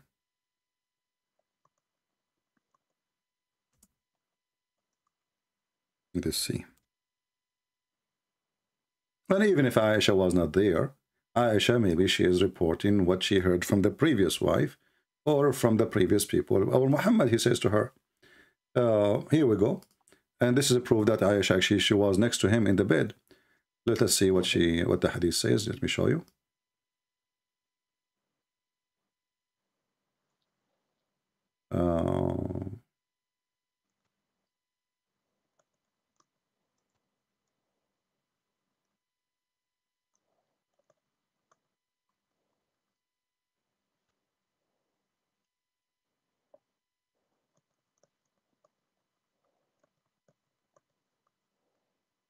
Okay, this is Kitab al-Sirah. Okay, let me show you the reference. Kitab al-Sirah, As-Sayyida Aisha al-Mu'mineen. You're sharing it on your screen, right? Sorry. Yeah, it's in the screen. And now I will go down and I will use Google translation, but let us see the Arabic first. Just give it a second because it's delayed from Yeah, that's okay. Yeah. Okay. It says, here we go. It says, ما فقدت جسد رسول الله صلى الله عليه وسلم ولكن أسري بروحه. Reference number 3. What does that mean? I did not miss his body. That means she was next to him, not as you said. So who said this? Aisha. Okay. Right? But he went up to heaven by his body. Use Google translation. And I can give you the link. Please do. Please do. Yeah. So here, number 3. Let us go to number 3. Number 3. Yeah. I did not lose his body. This is Google translation, as you know. I did not lose his body, the body of Messenger of Allah. God the prayer and peace upon him, but he was taken by his spirit, going up. You see it? Let's give a few seconds. Sorry, it's delayed, I think. Yeah. Yeah, it's just trends. I can see you're going to translate now. Okay. Ibn Ishaq, he mentioned that Aisha. Yeah, so I can see now. So okay, he used to say that he have a spiritual journey, right? And this is the hadith. It says, I did not. May God prayers and peace be upon him said. Sorry, can you just scroll up so I can see the full hadith? Yeah. Because otherwise it's not. Well, this is the hadith. Actually, start from here because they are quoting different hadith. Here, this is different hadith. Here is different hadith. So those are reference. This is the whole article. And here it says, biography of the Lady Aisha, the mother of the believers. And here you go down, page number, I think this is page number 282, and you go down to number 3. It says. Yeah, okay. I found it here on my computer as well. All right. Okay, and that's fine. Okay, no. Okay, I accept it. I accept that this is what it says. Okay. Okay. So there's no witnesses. It was what? I can say I went up to heaven by spirit, and all this story is a fiction story. It is a dream. It's not true. And actually, if we go right now to the Quran, you see the Quran written 7 times in order to make it clear, correct? Correct? Okay. So, yeah. Where is the verse in the Quran it says that Muhammad was taken to heaven? Nowhere. It says, Usriya bi abdi. Who is the one? Where? It did not even say to him, he took him to heaven. No, he said that he took him from, if you're referring to the Quran, if we go strictly by the Quran, he took him from Mecca to Al-Aqsa. So did Allah lie? No, he just didn't mention it. The Prophet Why he did not mention it? I mean, this is very funny. Which one is more important journey? To go up to the 7th heaven or to go a few kilometers away to Jerusalem? What's wrong with this religion? Seriously, what's wrong with this religion? So the God of Islam, he did not mention that Muhammad, he went to heaven. Nowhere. It says that Allah, he took him to Al-Aqsa Mosque. By the way, there's no Aqsa. What Aqsa? And how we know that this is in Jerusalem? How we know that Aqsa is in Jerusalem? Aqsa is the farther point, and Jerusalem is not far. It's not far. So the Quran never says that Allah took him to heaven. And you need to ask yourself, why in the world such a thing is not mentioned? If it's true. Obviously, Muhammad is a fraud. He is the one who brought this verse, and Allah gave it to him to tell them what happened. But as you see, Allah just took him to the mosque. Which mosque? Nobody knows. It says Al-Aqsa. Where is that? At that time, the Muslims did not know what that means. Do you have reference for that? It's in the front of you. It says Al-Aqsa. What Al-Aqsa? There's no Aqsa. At that time, the ground was occupied by the Roman. There was a mosque, it's called Al-Aqsa in the time of the Roman. That is funny. No, but look, you see, it's not the mosque. It's like the sacred area, like how My friend, no, it says Al-Masjid. It says Al-Masjid. Al-Masjid is a mosque. Yeah, it doesn't say. Right. It's not say a holy ground or so. It says, you know, a mosque. So, so as you see, even Allah did not witness that Muhammad he went to 7th heaven. Allah he have time to tell us about the conversation between Mrs. Ant and Mr. Solomon. When the ant she saw Solomon, she told her friend, "Run, run, Mister, please run, because Solomon, his army is coming." So Allah have time to tell us about the ant conversation with the ants, but He don't have time to tell us what happened in this heaven in the Quran. He have time to tell us any woman she can give herself to the prophet so he can F her, but He don't have time to tell us about the journey. What happened? How He took him? Where? When? Nothing. All what we see. Praise be to Allah. Allah saying praise be to Allah. I never heard of a God. He's so silly, you know. Praise be to CP. Yes, but you have to remember the context in which the Quran is revealed. But I get your point on. My friend, is that a message from God or this is a message from a man? If it's a message from man, I can understand why it's not perfect. And as long what is preserved is the Quran, it's not the Hadith, correct? The Quran is preserved, yes. Okay, so the preserved Quran is the Quran, not the Hadith. Then how in the world now we will know what happened? As long the Hadith is always suspicious. What happened there? How in the world we will know what happened? Who is the one? Actually, shouldn't he say at least who is the one who took who? Who took who? What do you mean by who took who? Who took this? Who is this guy? You know, it doesn't say even Allah. It says a glory, but doesn't say Allah. Subhanalladhi asra. Okay, glory to the one who took his servant. Who is the one who took his servant? And who is the servant? If the one is talking is Allah, why Allah says Subhana to himself? You Muslim, you say how Jesus he prayed to the Father, correct? Yep. So he is praying to the Father, he the Son, the Father. Makes sense. Here Allah is saying Subhana. Subhana is not a glory, by the way. Subhana is a praise be, you know. Yeah, it's praise. Okay. You're right. So Subhana is a praise be to who? If Allah is talking, He's talking to himself. That's weird. Allah saying Subhana to himself. Isn't it obvious that this is a guy is making Quran and he's talking about what happened? Like, okay, no, but you see actually 1 second. But as God is revealing it to Muhammad through him, so Muhammad becomes the mouthpiece. So as Muhammad is saying it, it makes sense. No. But it does, because otherwise how can God say through Muhammad saying, you see, if the one is revealing it, the one is revealing it is Allah saying to him, say, pray like this, then it makes sense. But if Allah still is the one who's talking, that will not make sense. The one who is talking is still Allah. So sir, what do you mean? Can you give me an example? How would you have written it? Okay. In the Quran itself, we have many times where the Quran says say, correct? Say. Okay. Yeah. So say, that makes sense because he is saying to him, say, glory to Allah. That's wonderful. But when Allah, he don't say, he is the one is talking and he is not asking you to say, even though you are going to say it, correct?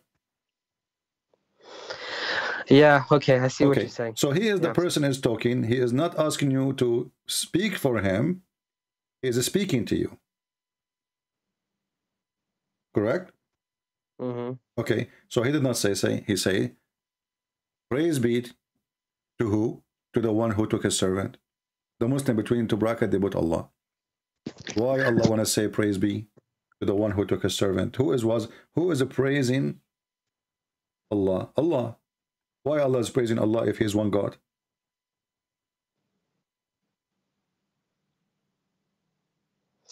Okay, I'm gonna note this down as well.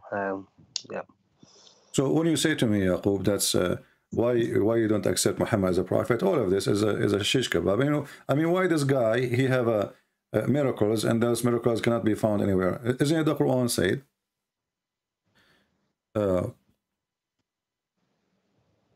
That's Muhammad. We refrain from sending miracle to him. So, but this is a miracle. He refrained or not? And if we go and check the order of the verses, we will see they don't match. Because just to show you the madness, Yaqub, I want to focus with me a second.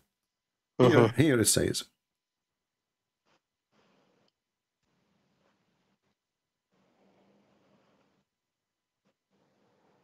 do you see the surprise I'm showing you now? No, because it's a delay, sorry. Chapter 17, verse number 59 says what? We refrain from sending miracles to Muhammad, correct? Nothing hinders us from sending our signs except that the people of old times rejected them as lies. Okay. But how in the world this happened? This is the same chapter says Allah, he took him to heaven. Or he took him to Al-Aqsa. This is not different chapter. This is the same exact chapter. Chapter 17, verse number 1. So 59 verses after, Allah, he says, we never give him signs. I like it. I like it when a Muslim, he loves at his book. I love it. So the same chapter saying we took him to heaven. No, I wasn't laughing at the book. You were laughing, Yaqub. Come on. You're afraid from the Muslim will be upset from you. It's okay. It's okay. No, you're right. You're it's right. Okay. I was laughing. Okay. Yeah. So, okay. Right. So how he say in the beginning of the chapter, glory to Allah, the one who took his servant to journey in Aqsa. And this is supposed to be a miracle. And then we scroll down in the same page. We did not even go to different chapter. It says we refrain from giving him signs. Like, what the heck? Did you refrain or you did not? I mean, this God is obviously mentally ill. He forgot what he did.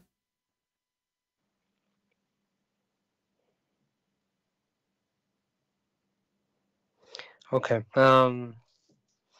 Look, what I'm gonna do is this. I think you made your case very strong. To be honest, I'm going to take these with me. I'm going to push a sheikh to speak to you. All right. But because this has to happen. Yeah, well, the sheikhs are not going to come because they knew the destiny, my friend. They will lose. And they will say to you, nothing refrain us from debating Christian prince, except the former generation did not believe in our debate. What an excuse. Well, the Christian, they believe in the miracle of Jesus. They believe in the miracle of Moses, and this is a false excuse of a false Abdul. As simple as that. And you know, when you say to me, you have a strong argument, I say to you, no, my friend, I don't have a strong argument. You have a weak prophet. Okay. All right, Yaqub, it was nice talking to you, my friend. You're a nice person. You're always welcome to join us. And I hope next time you will be here. You will bring us some shakes so we can shake the world around. All right?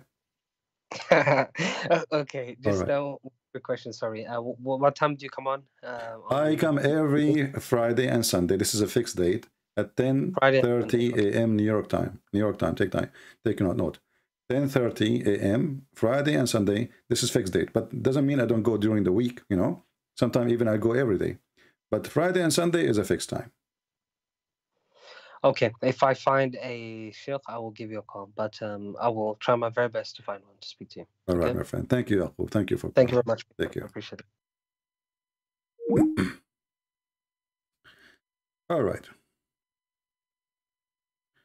We have a Muslim trying to call. Let us see this Abdul.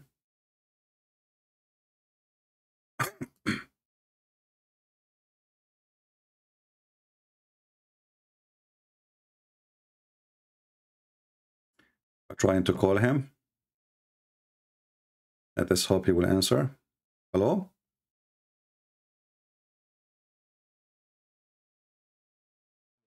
I don't hear you, my friend. Can you speak louder? Yeah, I said good morning, good afternoon. Good morning, good afternoon. How are you doing, my friend? I'm fine, good sir. For some reason, your voice is muffled. I don't know why. Oh, I don't know. Let me see. Okay. Let me remove it. Let me see if I can. Okay, now it's better. We can Now, have a now it's better perfect. sound. Now it's perfect. Go ahead. Yeah, thank you. Yeah, I have been listening, watching some of your videos, and I'm quite right. I'm a Muslim, Huh? but there are some areas that I really want you to shed more light on the Christian perspective on the existence of God. What do you mean exactly, existence of Yes. God?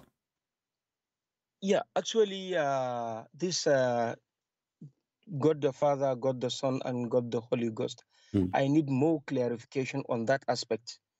I'm a little bit, though I'm calling you from Africa, Nigeria. You are welcome, my friend. I love African people. I have really special passionate for the African. I love them. You are welcome. So, you know, when I say to a Muslim, your God is one, and he say, yes, he is one, correct? Yes. Is that you who decide that God is one, or he is the one who decide that he is one? Definitely, he should be the one to decide God is one. Exactly. So just because Allah, he says to you, he's one, you accept, correct? You don't negotiate. Yeah, we have no reason to negotiate. No, because you cannot. He's God, right? Yes. Okay. But if I ask you now, he is one what? What you will say? One. Yeah? One God. But when the second you say he's one God, that means there's two gods. Is he one God? Is he one God, or he's one? He is one God. Okay. But if you say he is one God, that means he is part of numbers, of chains of numbers.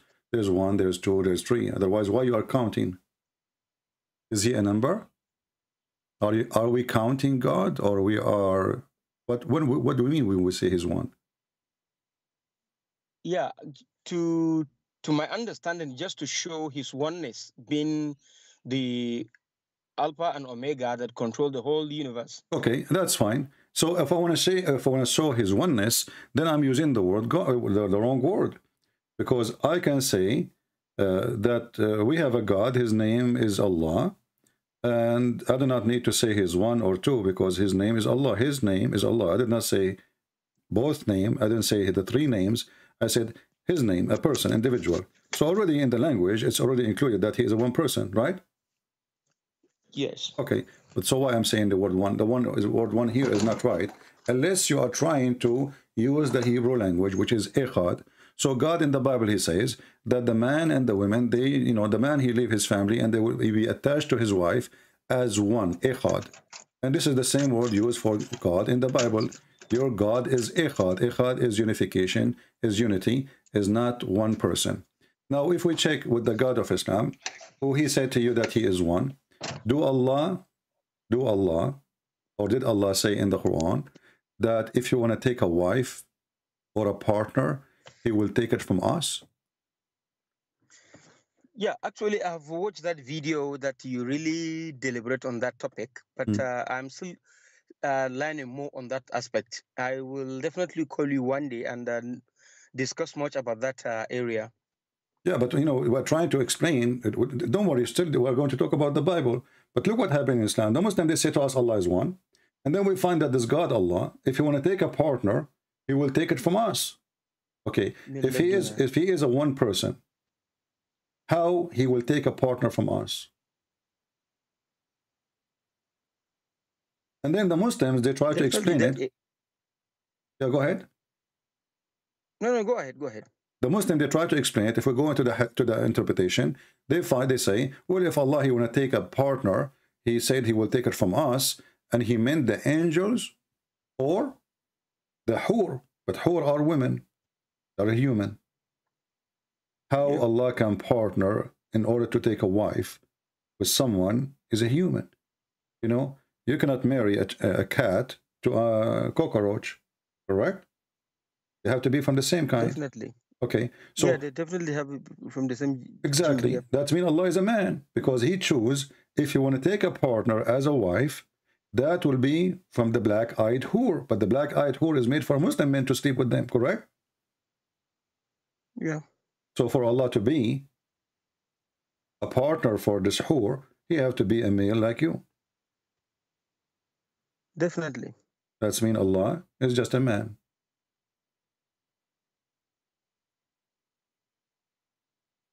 Yeah, going by this perspective, based on the explanation, definitely he is a man. Okay. Not Not a only woman. this, only this, Muhammad, because he was under the influence of Christianity and Judaism, he claimed, he learned from the Jews and the Christians that the Messiah is coming back. And you Muslim, you believe in the false Messiah, Ad-Dajjal, right? Al-Masih Ad-Dajjal. Correct? Yeah. Okay. Al-Masih Ad-Dajjal, according to Muhammad, is a person who looks exactly like Allah. Is that correct? I have no idea on that aspect. Well, this is the hadith in front of me, Sunan Ibn Dawood. The Prophet of Allah, he says, I have told you so much about the Dajjal. Between two brackets, the Antichrist. The Muslims don't believe in Antichrist. They believe in the false Messiah. He can do miracles. He can even cut a human being to pieces and put him together. That I am afraid that you may not understand. The Antichrist is short, hinted, woolly-haired, one-eyed, and eye-sightless, neither protruding nor deep-seated. If you are confused about him, know that your Lord is not one-eyed. So what this hadith is saying, Muhammad is afraid that the Muslim, they will think that the false Messiah is the same as Allah. He's trying to warn them that there is a difference between the false Messiah and your Lord. What is the difference? The eye. One eye of this false Messiah is damaged. So when you see somebody, By who? We don't know. He is damaged. That's it. Maybe he is this way. He's made this way. So you should know. You should know that if you are confused about him, if you are what? Confused, know that your Lord is not one-eyed. So Muhammad is saying to the Muslims, you might be confused and think that this guy is Allah. Why? Because he looks exactly like Allah. They look alike. They look alike. This hadith should be, to make it more accurate actually, it should say, because remember, the guy, he is coming as a false Messiah, correct? Yeah. Okay, so Muhammad should tell them, well, you should know that the true Messiah look like that, right? Correct? Correct. Because this guy, he's claiming to be the Messiah, but he's a false Messiah. So why Muhammad saying you should know? So why Muhammad saying to him you should know that your Lord is not one-eyed, unless Muhammad, he worshipped Jesus. And the Lord here is Jesus. Because the person who is coming, this false Dajjal, he is claiming to be Jesus. He is not claiming to be Allah. That's why his name to be Jesus. Yeah. Yeah. So this is why they call him Al-Masih Ad-Dajjal, the Messiah, the liar. So he is a false Messiah. So he is claiming to be the Messiah. So why Muhammad, he is saying, you should know that your Lord is not one-eyed. Your Lord here must be Jesus. And this is mean that in a certain point, Muhammad, he believed that Jesus is God. Otherwise, if he is talking about Allah, not Jesus, that means Allah look like Jesus too. Because remember, the false Messiah is a man. Correct? Yes. Okay. So why Muhammad is worried that the Muslim, they might think that this false Messiah is Allah? And how we can recognize the difference between them? Just one eye.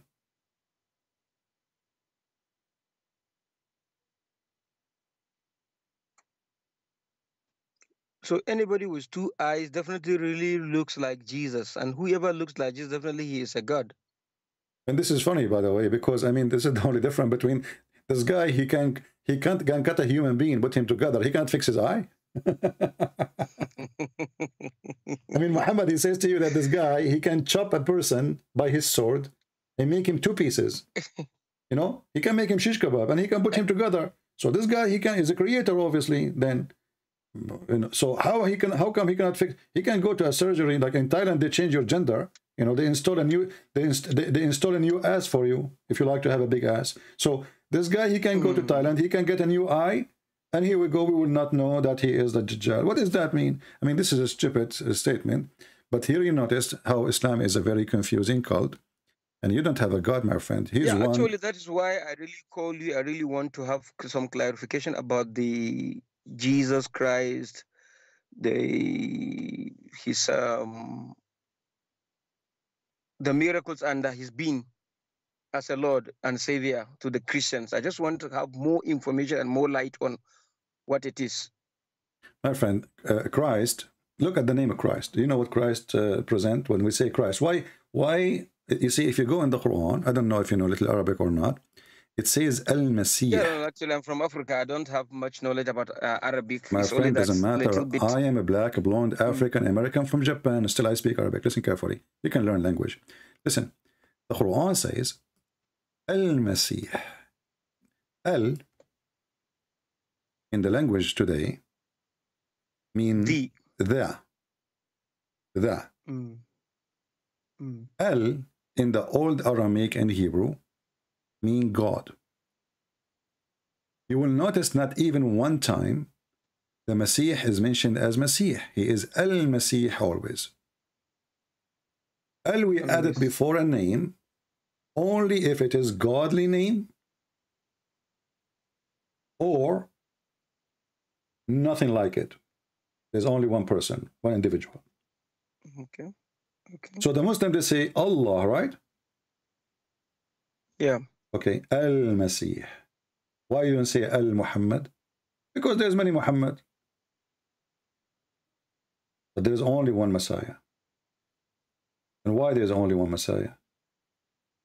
Why Muhammad is not the Messiah? Why Muhammad is not the one who come at the end of the time to finish everything? Why the shaitan, when he see Muhammad, did not dissolve as when he see Jesus, as Muhammad said? When shaitan he see Jesus, the Messiah, he will dissolve as salt dissolve in water.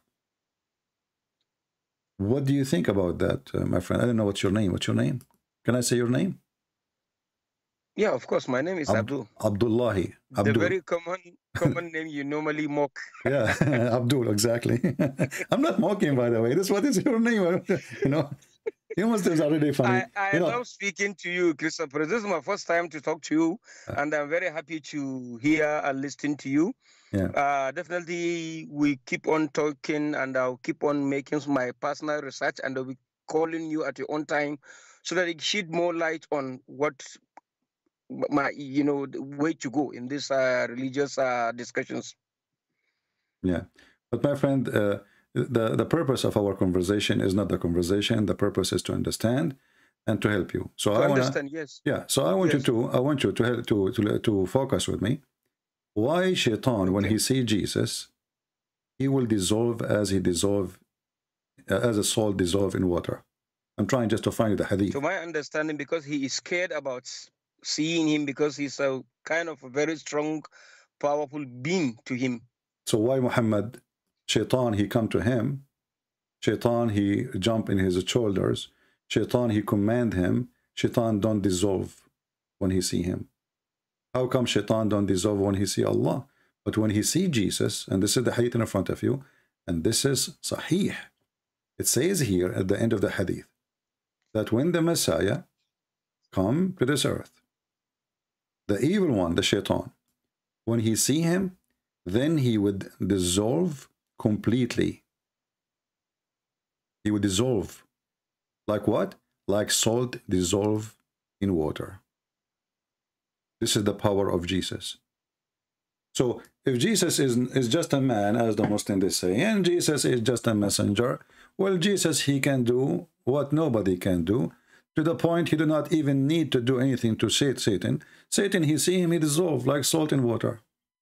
What kind of power we are talking about? Definitely, it should be a supernatural power.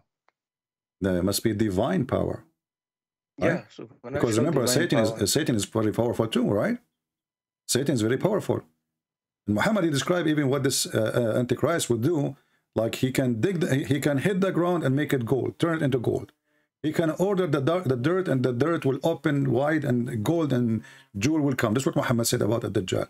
The Messiah, his present is too holy to the point when Satan, he see him, he dissolve like salt in water.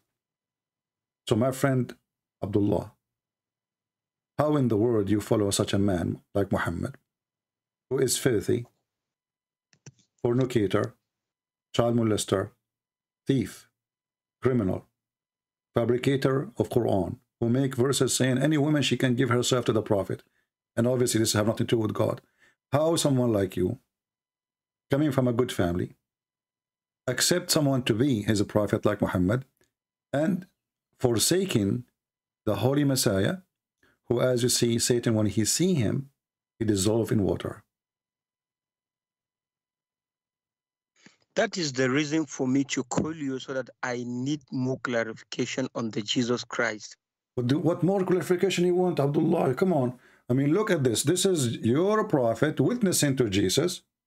The only information, Christian Prince, the only information we get as a young Muslims as we are growing, that Jesus didn't die on the cross, he's a messenger of God. That's the only information we get. I will tell you a story. This has happened to me. I was sitting with two Muslims, two Egyptian Muslims, you know. One of them is an old man, older, and the other one is younger, like, you know, he's younger than the other one. The younger one, he knew that I am an Arab and I am a Christian, and that will hurt the Muslim feeling. How in the world this guy is an Arab and he is not a Muslim? So he said, you know, I have a question to you about Christianity. The older guy, he said to him, don't go there. The guy, he said, why not? Why not? You know, I said to him, it's okay, it's okay. The older man, he told him, trust me, don't go there, because he spoke to me before about religion. So he knew.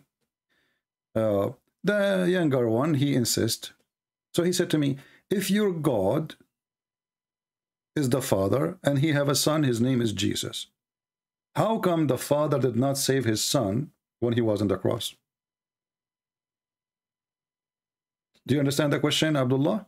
I understand very well. Okay. I understand very well. So I said, okay, that's wonderful. So you are saying to me, if God, the Father, and he have a God, the Son, and then the God, the Father, he should save his son from being on the cross, correct?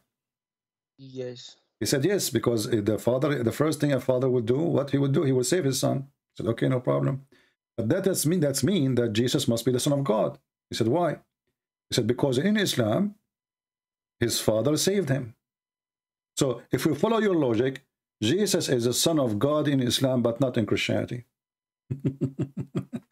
So the Muslims, they have a very awkward understanding of the crucifixion of Jesus, and they try to manipulate the story to make it fit with their propaganda and their religion. But the second they start asking questions, supposedly it is a serious question, they find that they are demolishing their cult. So my friend Abdullah, you don't have a religion. Muhammad is not a prophet. Allah is not God. The God who do not know how the baby is created cannot be God. The God who threatened Christian Prince, if you don't believe in me, believe in Muhammad, I'm going to erase your face. And nothing happened. Not a single Christian, his face is lost. Not a single Christian, he lost his eyes. The one who promised them that I will make your face in the back of your head, and I will erase your mouth, your eyebrows, your eyes, everything will go. And then the Christians, they woke up in the morning, and they are until now waiting. And Allah, he promised them, the same as we did to people of the book before you, the Jews, we made them monkeys. So this God, he made us a threat, but he cannot do it. Jesus, he saw the tree. Just because the tree, just to show them example about you cannot say to the Lord, I cannot do this. He cursed the tree died immediately. Allah, he cursed the Christians, and he told them, you can turn off your camera, by the way. Your camera is on by mistake, maybe. All right? Are you there, Abdullah? Yeah, your camera is on. Yeah. So, sorry. I'm just trying to read the hadith on your screen. Yeah. Yeah. So, you know, so if you don't believe in me, Allah will erase our faces. He will efface it, and nothing happened. False threat, false prophet, false God, and we can show you tons of those. So why you, my friend Abdullah, you don't decide to leave Islam right now? Obviously, your prophet is a false prophet. The sun set in murky water. The sun, Allah, he sends Al-Qurnayn, and he is a bisexual to build a dam between us and Gog and Magog. We cannot find Gog and Magog, and the ratio of Gog and Magog is 1,000. We lost connection with him. Is 1,000 to one human being. Let us call him again and see, maybe we can get Abdullah out of Islam as usual. We do. Yes, Abdullah. No.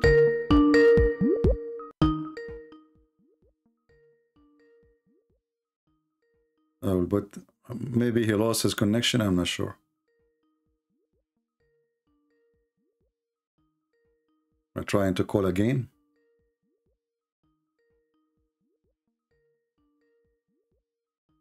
All right, I don't know what the problem. He did not receive my call. But I hope that Abdullah will text me again and tell me if you'd like me to call him. And we hope to hear from him that he decided to leave Islam. Let us hear. We have another Muslim.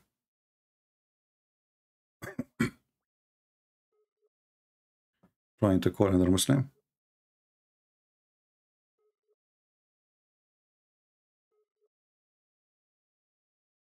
And you know, the Muslim, they say, they get surprised about the number of Muslims leave Islam after talking to me. It's not me who is making you leave Islam. It's just stupid religion. What is this? How this can be even from God for a second? This guy is not answering it. Let's see different Abdul. If you are Abdul, you like to talk to me, please text me and I will call you.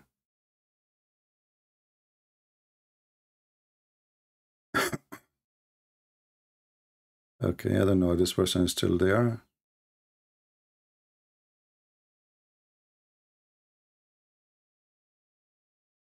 You know, the problem is Muslims, they start calling. The second they see somebody talking, they start call. All of them they call. If nobody is calling, nobody is talking, nobody call.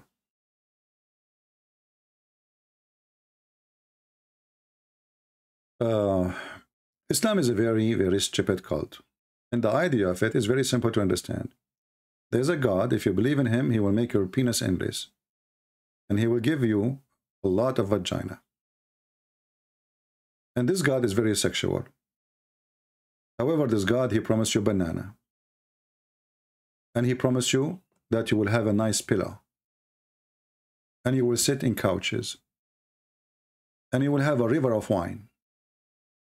A river of milk. Your women, they will be jailed inside their tents because this is the God of the Arab. You do not know better. And because those Arab, they like to own women, not to marry women, he knew their mentality. He knew how they like to capture the women, so she cannot leave them for a different one. That's why Muslims, they build houses with high walls, so the neighbors cannot see inside the house. They're females. It's an ownership. He is so worried about somebody seeing her feet because he speaks of himself. He knew himself when he looked at women what he see. Islam did not teach you decency. And this is why those whores, they will be jailed inside their tents. Because Muhammad is speaking to people who believe in women ownership. A woman, she is just made for a purpose, and that purpose is bad, according to Islam. And Muhammad, he wanted them to be sure that they will get what they like to get. What do you like to have? The Arab, they are Bedouin. They take a shower once a year, or maybe once every few years. Water is not exist, very rare. So what we can promise them? Grass. Green grass. If the followers of Muhammad is people who live in Netherlands, that promise will be weird. Those people, they like to have sun, or if they live in Norway. Muhammad, he promised them silk because they are poor. He promised them grass, green grass. Even the clothes they will wear, it is a green. You see, the Muslim translation always is very funny and weird. You cannot take a translation seriously. All their translation is absolutely false. You change the translator, you change the whole book. Istabraq, imagine. Istabraq is a kind of fabric made in Iran. At that time, Iran was a pagan, supposedly. They believe they worship the fire, and they are not pagan Muslims yet. So why Allah want to buy, or why Allah want to take their meat and import to heaven? So he promised the Muslims Gucci. This is a fancy silk, very well known in Iran. So he was trying to tempt them as any satanic cult do. Women, sex, gold, silver, endless penis. Your orgasm will be 70 years. You are from the desert, we will give you green clothes. We are going to make you wear a bracelet, which the Arab, they don't have. You will drink pure water. The Arab, they drink their water even with their animals. All the promises is a promise of people of the desert. Your dishes will be made from silver and crystal. You will have servants. They are little boys. The Arab are lazy. It's not a secret. That's why they are the most less productive nation in this earth. So he promised them that even the grape, you don't need even to go and stand up to grab it. The grape tree is so down to you, to your hand. Just grab it. And he repeat himself again. Silk, green silk, pillow. Have you ever heard of a God? He promised me a pillow, a couch. This is from God. So you notice here that this God, he speak to your sexual desire and your belly. Islam, all of it is focused in the belly and down. There's no love. The women, they will love. You see, God, he created Adam and Eve, not Adam and 1,000 Eve. So why I go back to heaven and I find a lot of women waiting for me? And some people, they think that Muslims believe that you will get there 72 virgins. That is false. 72 virgins is the lowest reward. This is for the bad Muslim. For the one, he will enter heaven at the end, which means the lowest, the bad, the worst Muslim. And we will show you the reference. And Muhammad, he promised them that you will be rich, even richer than many kings. He keep repeating how many kings they will be more rich. But you ask yourself, what we will do with the richness in heaven where everything for free? What do you mean I will be so rich? Isn't everything there for free? Wrong. In the heaven, money work.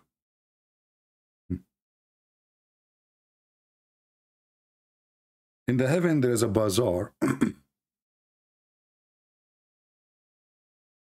And this bazaar have nothing to sell and buy in it, except sex magazine.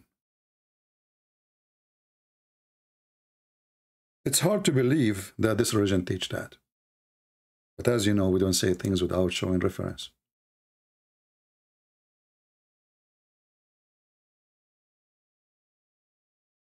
Muhammad, he claimed, in the heaven there is a bazaar, there's a market,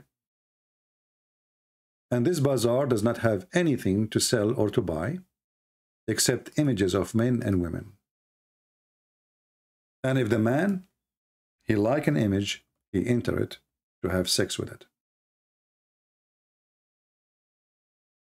And for sure, the Muslim, they will say to you, this is da'if, but da'if still is accepted.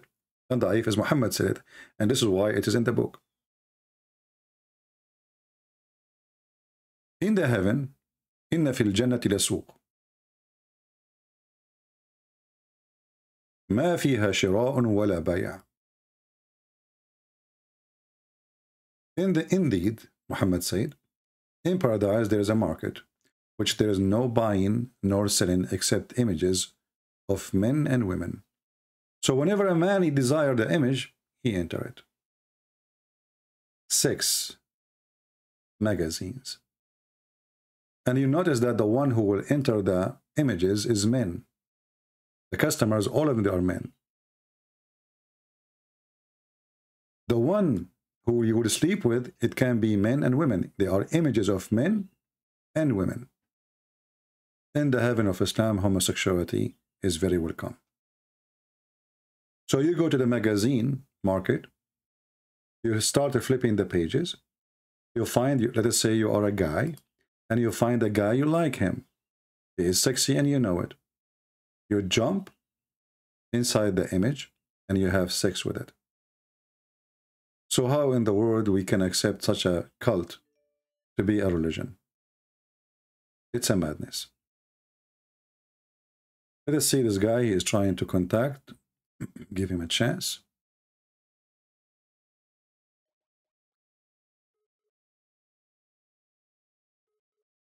Feel free to subscribe to our channel if you like what we do. And we give our books for free in many languages.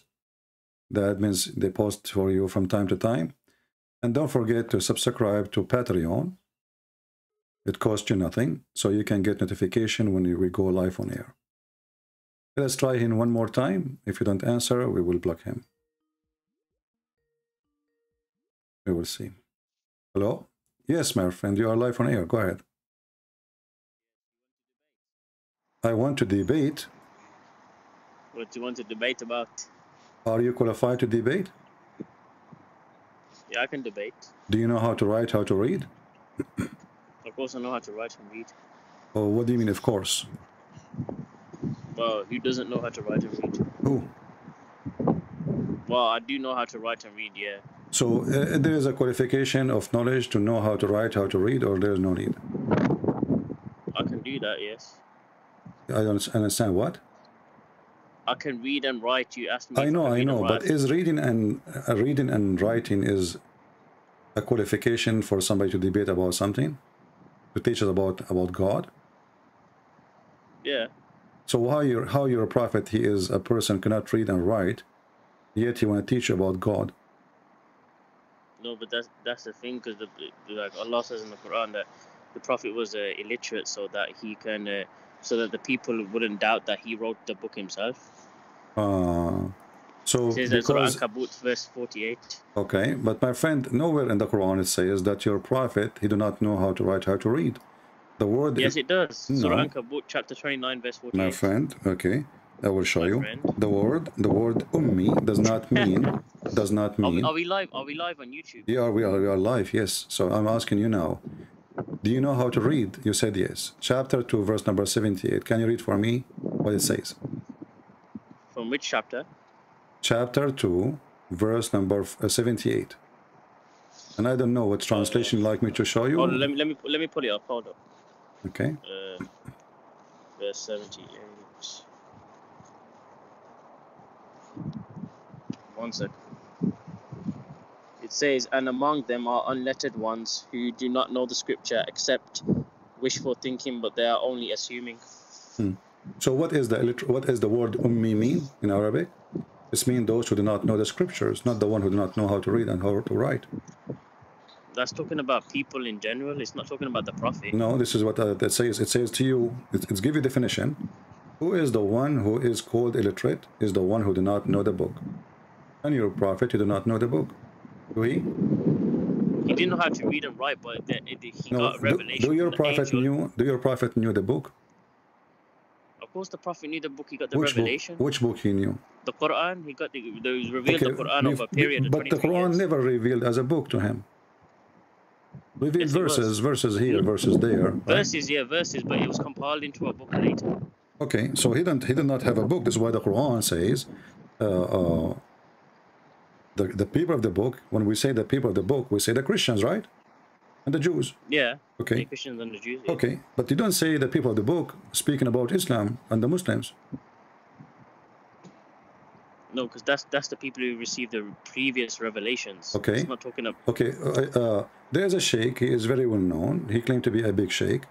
He said that Muhammad was pagan and he was not Abrahamic, and he did not come from the Abrahamic faith. Do you agree with him? Well, no, I don't agree with him. No. Well, his name is Sheikh Uthman. We play actually his video each time we go Sheikh live. Uthman ibn Farouk. Yes. No, that's a lie. He didn't say that. Okay, I want you to hang up and I will play the video for you, and I will call you after 2 minutes or a few seconds. Is that okay? So you can hear it from YouTube. But how am I going to hear it if I hang up? Huh? How can I hear the video if I hang up? Because if you actually, in order to hear the video, the sound will not come to you in Skype, because I have my system. It goes through the headset. So I want you to hang up for a second. I will play the video for you, and you will hear Ibn Farouk saying that Muhammad, he was not Abrahamic and he is not from the Abrahamic faith because Quraysh were pagans. So I will call you after. Be sure that your YouTube is on and the speaker is on. What's your YouTube channel? You don't know my YouTube channel? What's your official channel called? Because there's loads of them. Well, this is the official. You just type Christian Prince, the one it says live, and the title it says live debate with imams from London. Just search for live debate with imams from London. So I'm gonna.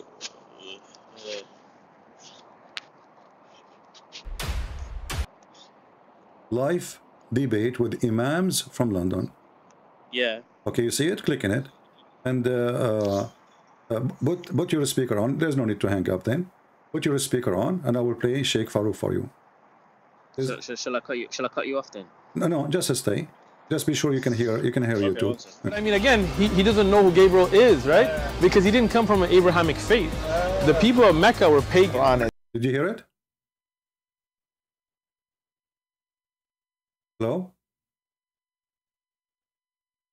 Let me play it again. Your prophet did not know who is Gabriel is. But I mean, again, he doesn't know who Gabriel is. So Muhammad did not know who Gabriel is. He never heard of him. Right? Because he didn't come from an Abrahamic faith. Because he did not come from Abrahamic faith. The people of Mecca were pagan. The people of Mecca were pagan. Let us play it again in case you did not hear it. He doesn't know who Gabriel is, right? Yeah, because he didn't come from an Abrahamic faith. The people of Mecca were pagan. Okay, did you hear it, my friend? I heard it. Okay. So Muhammad, your Farouk, he said. Okay, so Farouk, he said, and you said this is a lie. You told me a minute ago. You said this is a lie, correct? No, but but I don't know if that's out of context or not, because I've not seen the full video, so obviously I have to see. My friend, but you told me the one who said that it's a lie. I told you Ibn Farouk, he said that. You said this is a lie, which means this can't be true. I don't know what he meant by that, but obviously. No, you know what he meant. He just said he did not know who is Gabriel. He came from the children of Ishmael, like my friend, Ishmael's lineage. No, he did not come from Ishmael. We can't prove that. But let us focus one by one. Let us focus one. Okay, we will go for Ishmael. I promise you. So. Did he say that he did not know who was Gabriel? What did the Prophet say that? No. Ibn Farouk, he said that Muhammad did not know who is Gabriel. Correct? He did know who Gabriel was. Well, not to start with, but he found out after. Okay, but then, so Muhammad, he found out after he became 40 years old. So 40 years, Muhammad, he never heard of Gabriel. Do we agree? Yeah, he didn't. Okay. Muhammad then, and he did not come from Abrahamic faith, so he never heard of Abraham too for 40 years, correct? Yeah. Okay, you just said yeah, remember that. So how you say to me that Muhammad is from Ishmael when he never heard of Abraham? Yeah, because he wasn't told that. He wasn't told that then, but he found it out later. You have too much wind, my friend. I don't hear you. What? He didn't know it then, but he found out later. But how you just said to me that he is from Abraham, but he never heard of about Abraham? He never heard of Abraham. You just agreed. And you told me 2 minutes ago that he is from Ishmael. So imagine that you are from Ishmael, but you never heard of Ishmael and Abraham.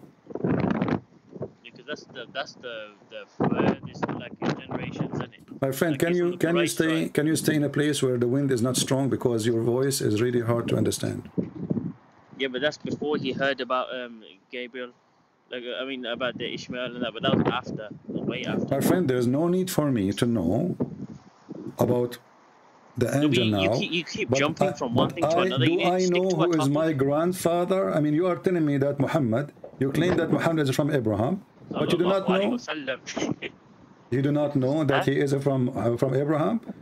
Now let me ask you: was Muhammad? You keep jumping from one to we are not. We are not. We are trying to prove to you that Muhammad is a fraud and he is not from Abraham. You said to me Muhammad is from Abraham. Muhammad is from Abraham, right? You are the one. Yeah. Okay, so Muhammad is from Abraham, but he never heard of Abraham. How do you explain that? Well, obviously he found out later, but it doesn't mean that he. So you are saying to me that Muhammad, just because he doesn't have a certain point, he did not know. So what do you mean he found out later? He did not know who is his father?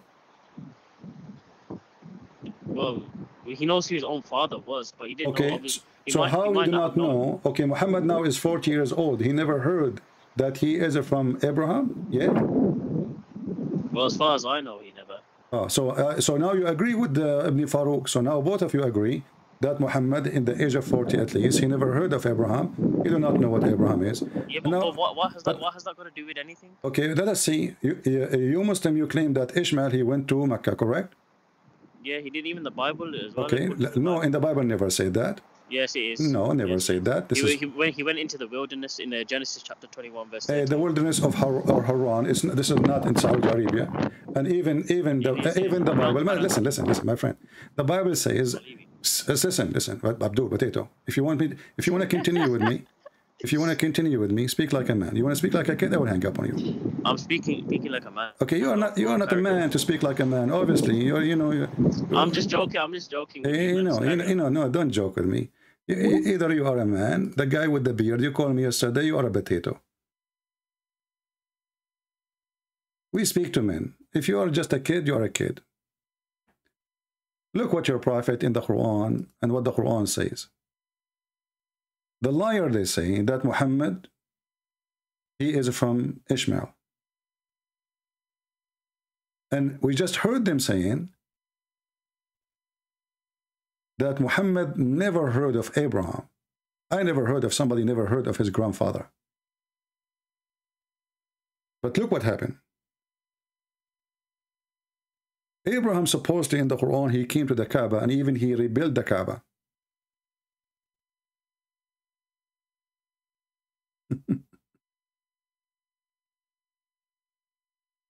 Chapter 2, verse number 127. Remember, Abraham and Ishmael raised the foundation of the house. Who? Abraham and Ishmael. So it's clear. They were there. They lift up the foundation of the Kaaba. And then the stupid Muhammad, he mentioned in different verse in the Quran that before him nobody came to Mecca. Never. Never. Potato. Liar. Chapter 43, verse number 23. We sent not, we never sent a warner before you, Muhammad, to Mecca. And we never send even scriptures there. Never. If you don't like the translation, we can change it for you. This is Big Tal. We can go to different donkey. This is Shakir. And we did not send before you any warner to the town, to Mecca. Never.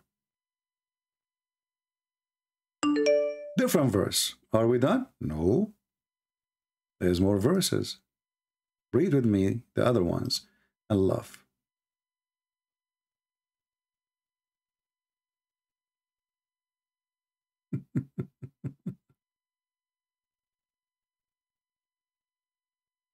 Let's see this one actually.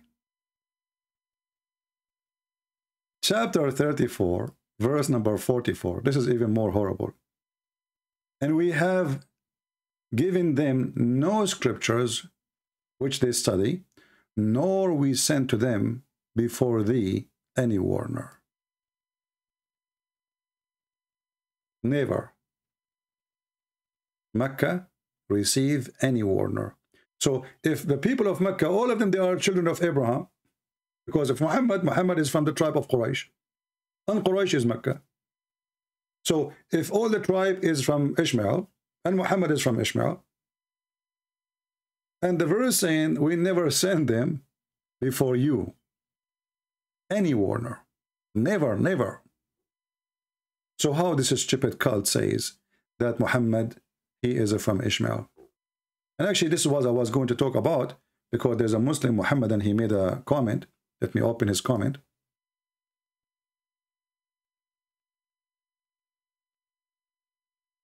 Just to show you the stupidity of this cult.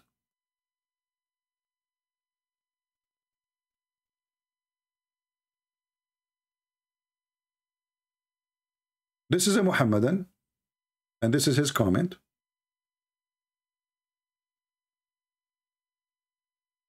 Muhammad SAWS was from the clan of Bani Hashim, which traced their ancestry through Ishmael, the son of Abraham. Do you see it? If we go, and this is the same Abdul, he's telling me where to find that. Arabian prophet, I said to him, hold on, here, this is my comment. Ishmael is not an Arab. His mother was an Egyptian. His father is an Aramic. Abraham is an Aramic. How the son is an Arab? And the Quran get Muhammad busted by saying there's no warner came to Mecca before him. Now the Abdul, he gets smarter. So he said to me, well, Moses was also an Egyptian according to Exodus chapter 2, verse number 16, 22. Abdul, that's mean your prophet is a liar again, because Moses was sent to the people of Israel. So how he is an Egyptian, but yet he is sent to the Hebrew? If they call him Egyptian, that's because he came from Egypt, not because he's an Egyptian. This is what they called him. He did not say, I'm an Egyptian. Then, actually, let us show you more of the comment. Just to show you that how those people, they are desperate to make their prophet a prophet and to give him a decent name, like a family name. He's unknown. Nobody knows his father. Nobody knows his family. So look here. Let me show you this comment here. Let me wait on the screen.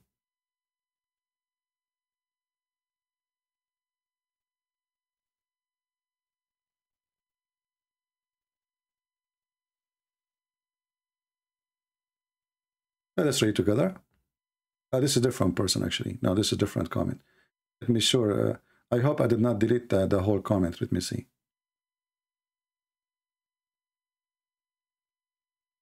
I take screenshots sometime because I know Muslims, they will delete their comment. Maybe I did not have it all here. Let's see. Oh, I have it. Okay, hold on. Here we go. I found it. Because what they do, they make a comment and they hope that I will not notice it. The second they notice that I did read their comment, what they do, they go and delete the comment.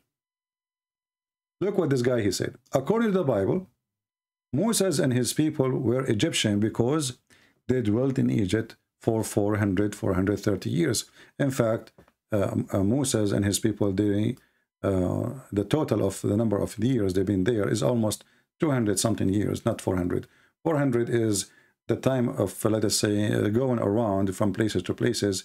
But the slavery time, the time they live inside Egypt, it was about 200 years. People were often labeled with the name of the land which they came. Hajar is not an Egyptian name. The name of old South Arabian, it is referred to region around Bahrain. Just to show you how stupid those Muhammad. And what if I show you right now that you're a prophet? He says clearly that Hajar, the mother of Ishmael, is from Egypt. Let us go. This is why I say, you know, I don't debate Muslims. We get them busted. They lie. They fabricate. They love to, even against their prophet.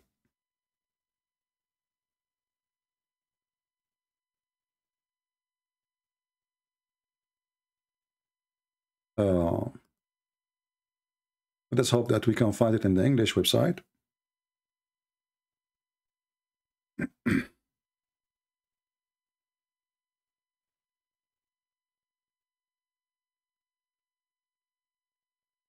Here we go. So remember, he just said in the comment that Hajar is not an Egyptian name and she is not an Egyptian. She is an Arab. This is what he said. And this is what your prophet said. I'm trying to find it in English. Here we go. Thank God we found it in English.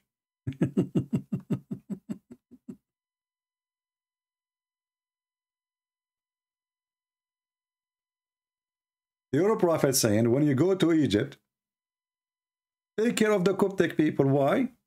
Because they are relative to us. Who they are relative? How? Because the mother of Ishmael, she's a Coptic. How we know that? Maybe Christian Prince is lying. Maybe this is not about Ishmael. Let us go and get the fatwa.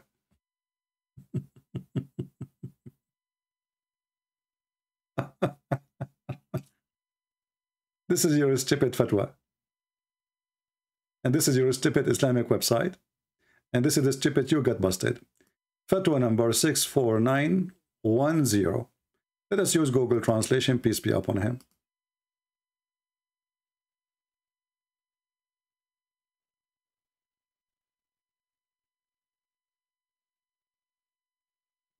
Go down here. He says, the reason he mentioned that because the mother of Ishmael, she was a Coptic. Do you know how to read? The mother of Ibrahim, suppose his son too, and the mother of Ishmael, she is a Coptic. Let us see. And this is Sahih by Al-Albani. And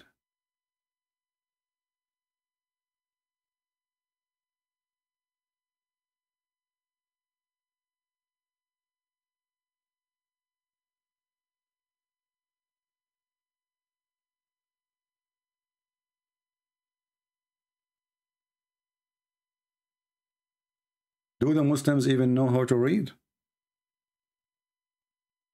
Let me switch it back to the Arabic, because the English came confusing in order to read it. Sometimes if you use Google Translation right away, the page doesn't come right. But let us go here. It says, Ismail Qubtiyya. Here I'm trying to find where it says the mother of Ishmael. I don't see it in the English translation. When I use, I don't see even the word Ishmael for some reason in the English translation. Yeah, I don't see the word Ishmael. It's gone. But here, anyone who speaks Arabic, it says, وقد فسر أهل العلم الذمة والرحم في شأن مصر كون هاجر إسماعيل قبطية, because Hajar, the mother of Ishmael, is a Coptic. Actually, we can do this. We can open Google Translation, take the phrase by itself.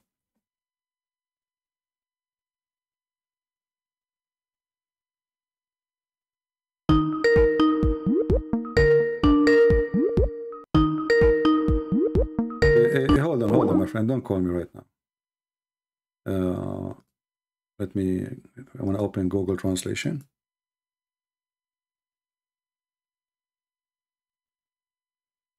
All right. We will copy the text as it is. We take it there.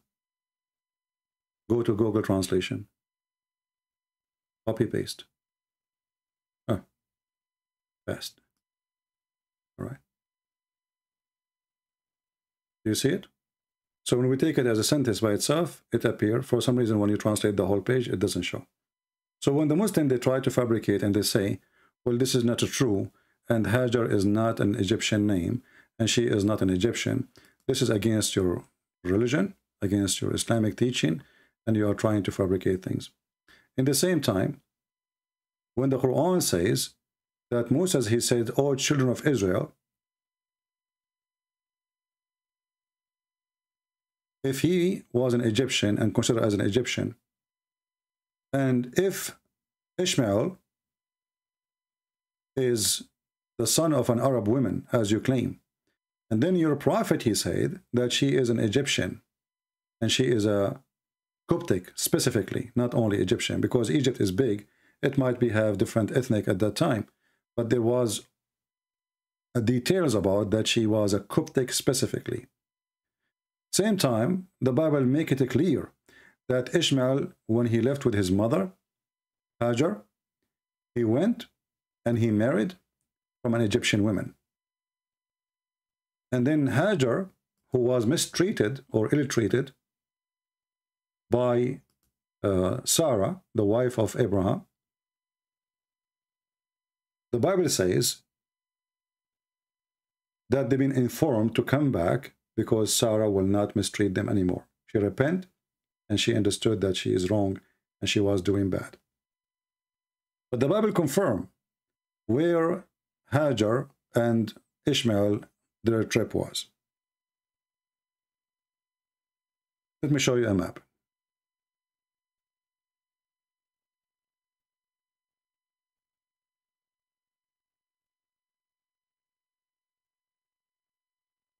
And you can write, actually, you can type in Google right away. I mean, there's tons of websites explain to you. And all of this is based on the Bible. In Genesis 15, 1 to 21, it's telling us at the trip of Abraham at Harbon. And where is that? The map is here. You can see all the names. This is Harbon. This is far away from Saudi Arabia. Here is Sodom and Gomorrah, and this is the Dead Sea. And then here it says, in Genesis 16, 1-6, as the wife Sarai is bearing, Abraham conceived a child by Hajar, his Egyptian slave girl, but Sarai treat Hajar and like mistreat, she's ill-treat Hajar, and she flees south into the desert. Let us see where. The Bible tells us exactly the details. Here it says, the angel of the Lord met Hajar at the spring in the desert, and this is what Muhammad, he took his story from. He tried to make that spring is Zamzam. But look what it says. It says, in the road to shore, or shore. This is the way to shore. This is going the curve around the Mediterranean Sea, far away from Saudi Arabia. You see what is shore? This is a map. This is the map exists. You like it or not, this is history. So this is the way to shore, and this is where she was going. She did not arrive there in the way, which means if the angel came to her or the news came to her, it came to her here in this area, where we do not know exactly. Which means she did not even go far. This is the Dead Sea in front of us. Let us zoom out.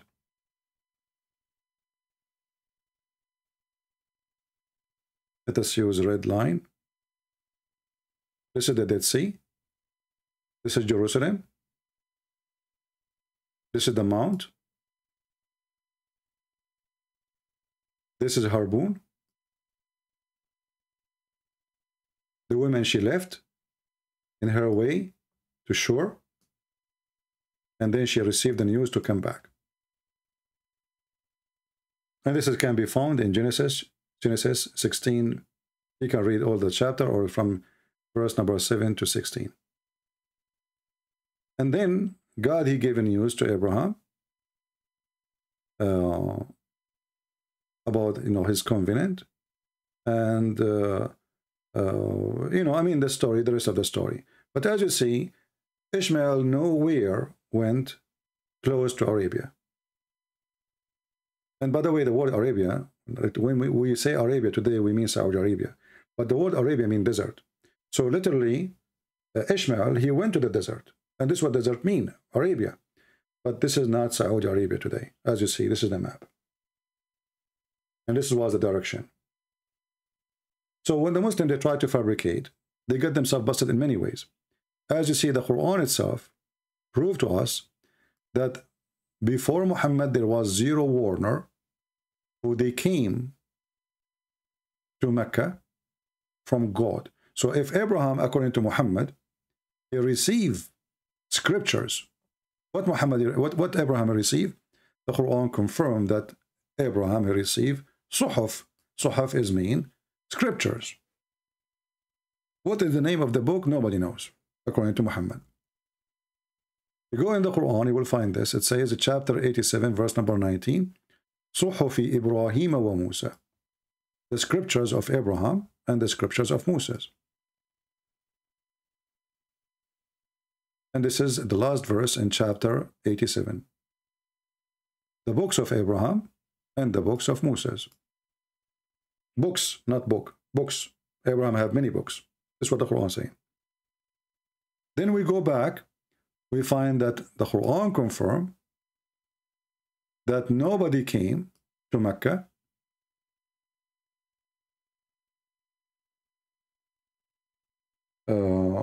never anyone came to Mecca. Let us see.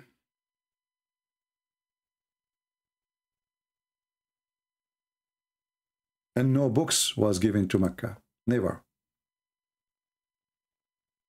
Chapter 34, verse number 44. If Abraham and Ishmael, they are the one actually who established Mecca, and then the one who are there is the ancestor of, or they say they are the seeds, the offspring of Ishmael. How in the world the verse saying, we never sinned before you? Look carefully. The stupid Quran, he gave us a jewel. Because the Muslim, can say, well, it says never sent to them a messenger. It doesn't say before you. Maybe it's talking about your time, his time. But the Quran, he gave us a gift. He decided to say before you. So before Muhammad, Mecca never received neither scriptures, neither books, neither Abraham, neither Ishmael, or they never received a warner. Never.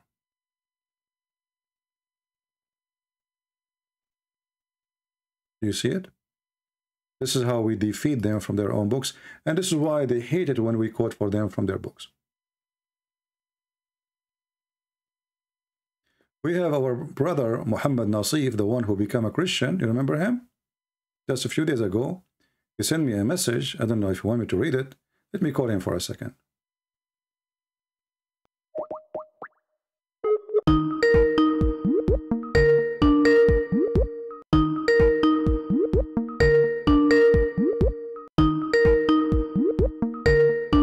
Maybe they want to talk, I don't know. Let's mute the speaker.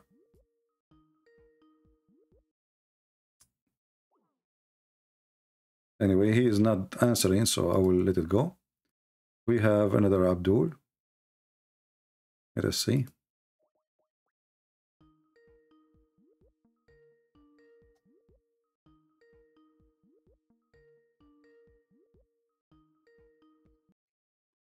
Hello? Hello? Yes, my friend. So you want to join us? Muhammad? Yes. What do you want to say? Go ahead. We are live on air.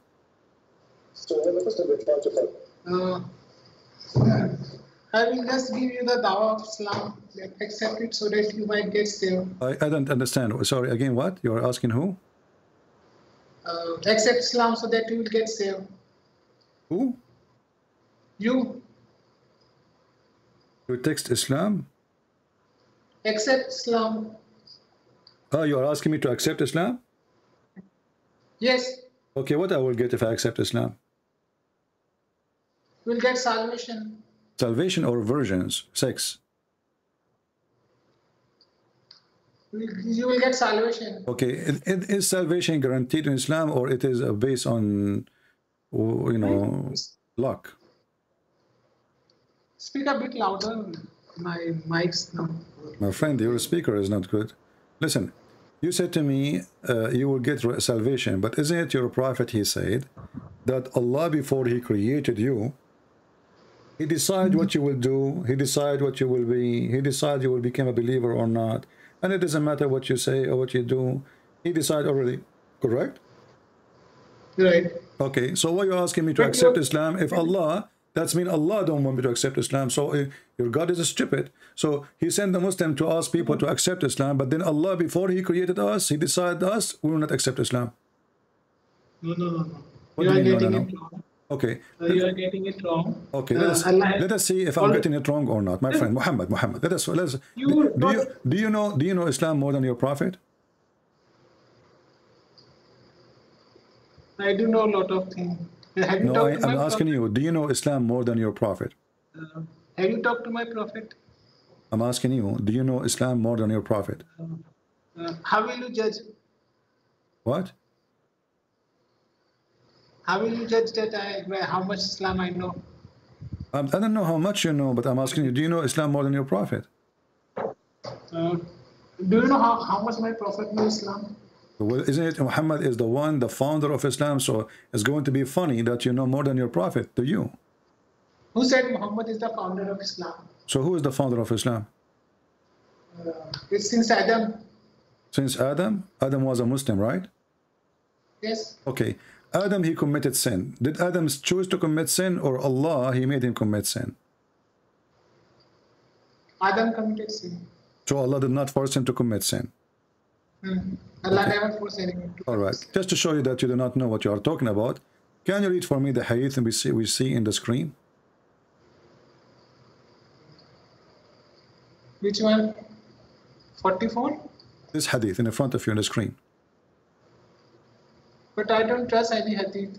I don't trust you too, because I don't trust Muslims and I don't trust Muhammad. You are saying to me, because Muslims, they lie, so you don't trust Muslims who wrote this hadith because Muslims are a bunch of liars. That's what you are saying. Why you don't trust the hadith? I don't know who wrote this. I do not know who wrote the Quran too. Do you know who wrote the Quran?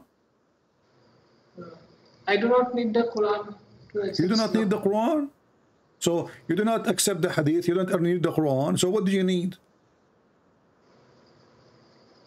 You need to accept God to accept Islam. How you know Islam is, how you know about Islam if there's no Quran?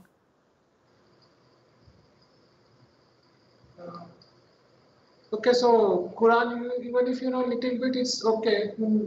As you see your prophet, he made Allah, he said that Allah, he made Adam commit sin, and he decided for him to commit sin 40 years before he created him. And this is the case for all of us. So when we do anything, Allah he's the one who made the decision. So right now, according to Muslims, I am saying to you what I am saying because Allah, he decided that I will say those things to you. Like, as an example, I will say Muhammad is stupid. This is not my choice. According to Islam, it was a destiny. He made the Christian prince says Muhammad is stupid. What do you think? Okay, even if Adam was made to create sin, he has been forgiven. So what's the issue there? Adam is a prophet of God and he has been forgiven and he has been accepted. You just by said God. that Adam was a prophet of God. What's the name of the book of Adam? What is the name of the book of Adam? Adam is a prophet of God. What is the name of his book? Every prophet did not have the book. He's a prophet who didn't have a book. Okay, so what, he was receiving prophecy, but nobody put it down? Did Yusuf, did you know Yusuf, Joseph, had he had any book? What book? All the prophets did not have any book. All the prophets. Yusuf, Well, isn't it your prophet, he says, Allah, he sent 124,000 messenger and all their books is gone except the Quran? Allah sent around 200,000 prophets. Okay, 200,000 now? This is auction. This is 200,000. I thought this is 124,000. Look like the number is increasing. Yeah. Okay. So some scholars say listen. You sound like a very smart person. I have 2,000 people listening.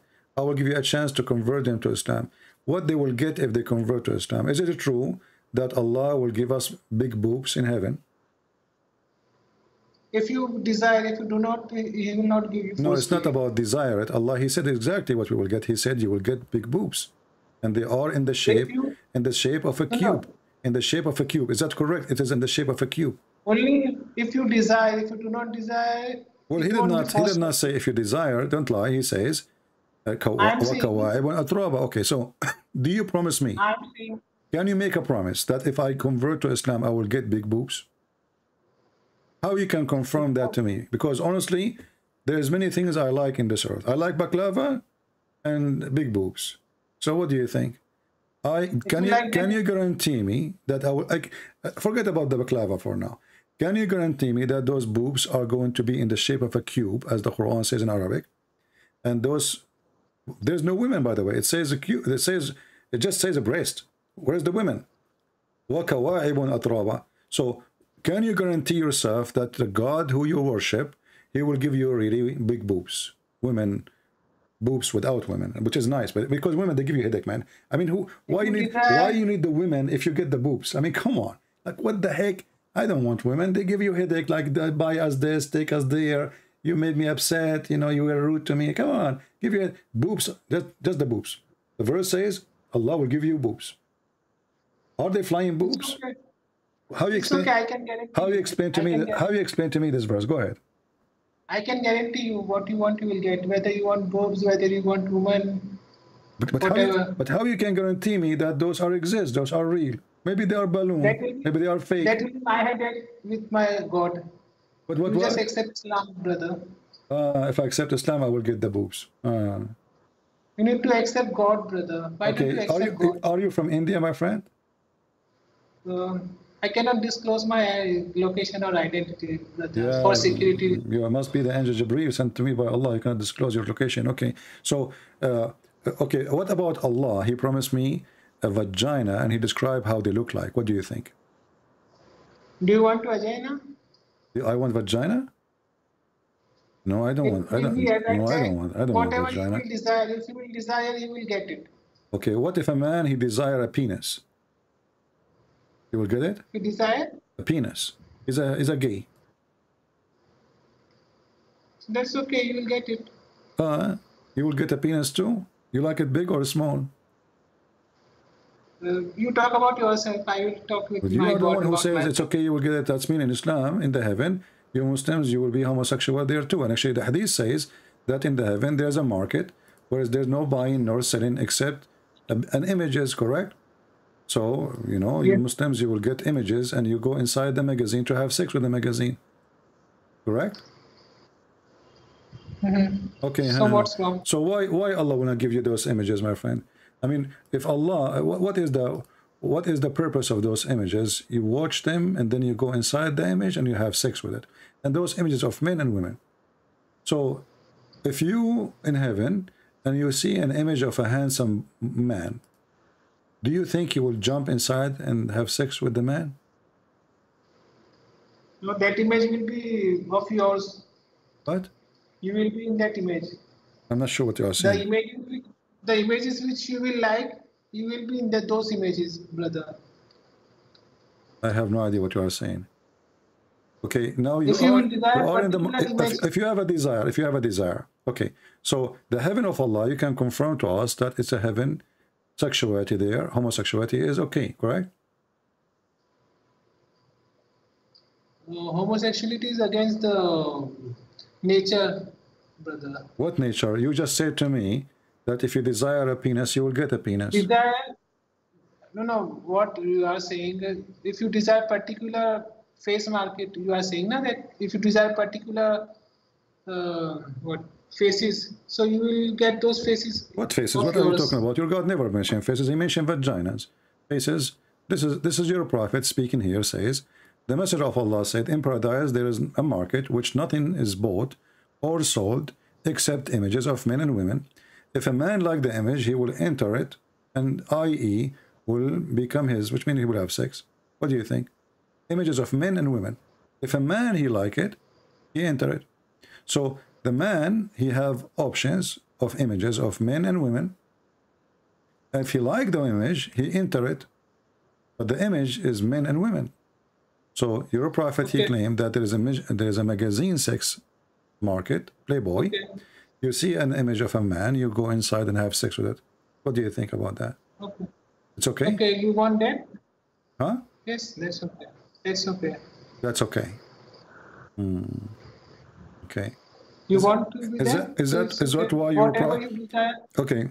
See, listen, Abdul. whatever you desire, you will get, brother. Whatever you desire. Okay. What if somebody desire? What if somebody desire? What if somebody desire to rape you? You just said whatever you desire, correct? Actually, the Quran confirmed that. So, what if somebody desire to rape you? If somebody desire to rape you. Just. Huh?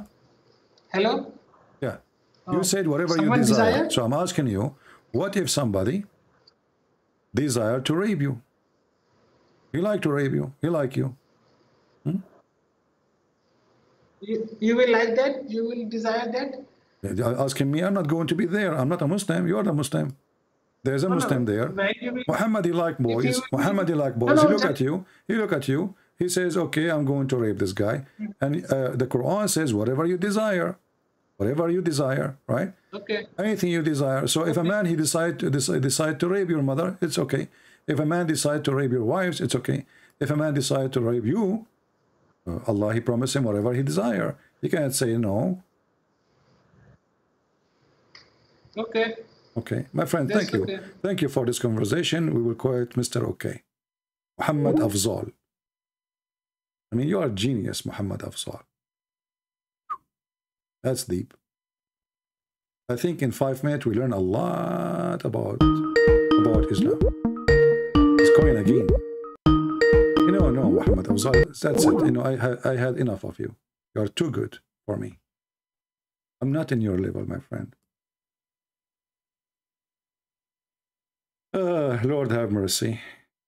Hey, what the heck? This guy, he keep calling. Don't force me to block you. I will block you. That's it. I'm done with you for today. Maybe we'll call you a different time. Let me block you. What the heck are those people? This is religion? This is really religion? It's okay. Yeah, do you wanna do that to me? He's asking me if I want to do that to him. Look like you like the idea. There's a story.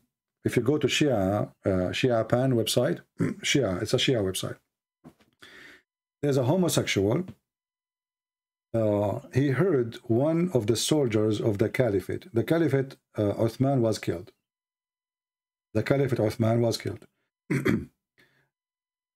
A soldier, he said, a Muslim, he said, if I know who killed Uthman, I'm going to F him. If what? If I know who killed Uthman, I'm going to F him. A homosexual, he heard the guy saying that. So he said, I am the one who killed Uthman. The soldier, he made this person bend over and he started effing him. The homosexual, he said from underneath, if I know this is the penalty of killing Uthman, I would love to kill Uthman every day. Go to the Muslim website and read it. It's in English. I have nothing to do with it. I have nothing to do with the translation. He said, if I know that this is the penalty of killing Uthman, I would love to kill Uthman every day. This is Islam. The guy, he killed the caliphate, what they would do to him? Boom, boom, boom, boom. The guy, he loved it. He said, are you kidding me? If I know this is the penalty of killing Uthman, I will kill every Uthman every day. And they are asking us to believe in Allah, when Allah is nothing but a joke. Where is the link? The admin, he posted for you already. You are not watching. So my friend, this is a very stupid religion, obviously. Mentally ill person, his name is Muhammad. He was lucky to get popular. Like you know, when you are stupid and you get popular, you know.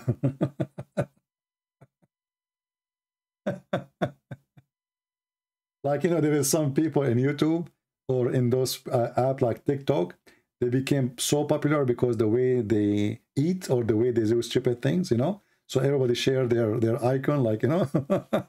That's Muhammad. The difference is Muhammad was sponsored by gang who want to rape and steal. So you cannot laugh at him. Right? Anyway, I think we had enough for today. Today is a Friday. It was a good time we have together. Let us see how many Muslims they decide to leave Islam. And actually, our friend who left Islam just 2 days ago, he sent me a message. He said, Muhammad obviously was a donkey.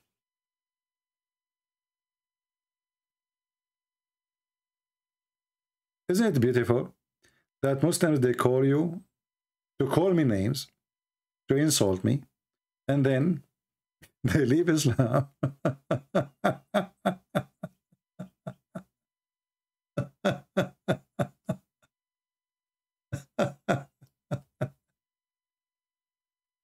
Christian Prince, you're stupid. I'm going to expose you, okay? And then an hour later, the Abduli agreed that his prophet is a donkey.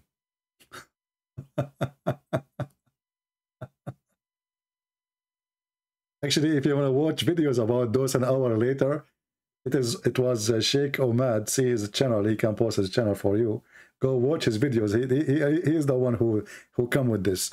An hour later, like the movie, you know, 50 minutes later, like the guy, Christian Prince, I am here to get you busted. You are a liar and you are a coward, okay? And you don't know nothing about Islam. And then an hour later.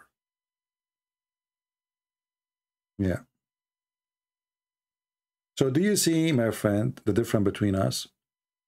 When our friend Yaqub, he asked me about slavery, we did not deny it. We did not deny it. It's there. This is what they did. This is how people live.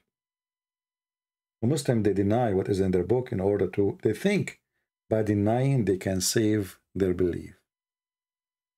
A true believer, he will not be ashamed of his book. The second you feel you are ashamed, that means you are not a believer. You know what I mean? You understand? Shame is always coming from what? It's coming from something is not right. As an example, you feel ashamed if you go naked in the street. Why? Because it's not right. But it's okay to be naked in the shower or with your wife.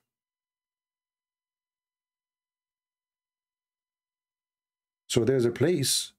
If we change just the place, that will make it shameful, even though it's the same act. So when the Muslims, they try to cover up, obviously they feel the shame. Otherwise, they will not deny. We show him the hadith, he don't trust the hadith. We say the Quran, he says, I don't need the Quran. So what do you need? What those people have? Nothing. I hope the person who called me from Nigeria, today, he will be able to contact me again. And I hope soon he will leave Islam. Do we have any question before we go for today? Anyone? So remember when the Muhammadan, they say that Muhammad is from Ishmael, that's a lie. That is a lie. Ishmael is a son of an Egyptian woman. His father is an Aramaic. So the children's, and he moved back to Egypt, him and his mother. And there's tons of verses from the Gospel, from the Old Testament, sorry, saying that. And the Quran, when by confirming there is no warner came to Mecca, well, the Muslim believe Ishmael was a prophet. Abraham was a prophet. So how they are the one who built the Kaaba? They built it to who? There's nobody there? Don't you say that his offspring? Did he warn his offspring? If Muhammad from the offspring of Ishmael, well, Ishmael, he did warn his offspring for sure. So when the stupid Quran says no warner before you, Muhammad came there. Muhammad, he made a poo-poo as usual. Muhammad, he cannot stop making poo-poo. He's a poo-poo man. And not only that, Muhammad, he made it so clear.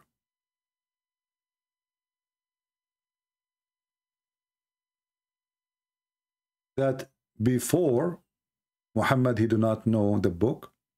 He don't have even faith.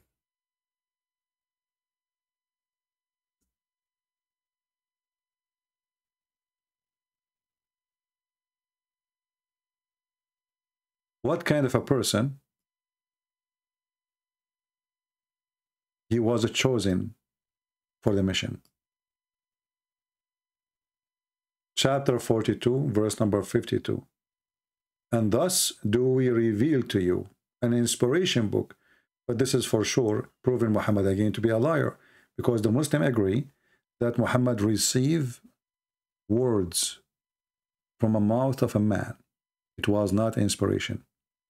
Inspiration, if it is, God spoke to you in your heart and your mind. If a man, he come to me, and he's physically a man, and then he said to me, hey, Christian Prince, God said to you, this is not inspiration.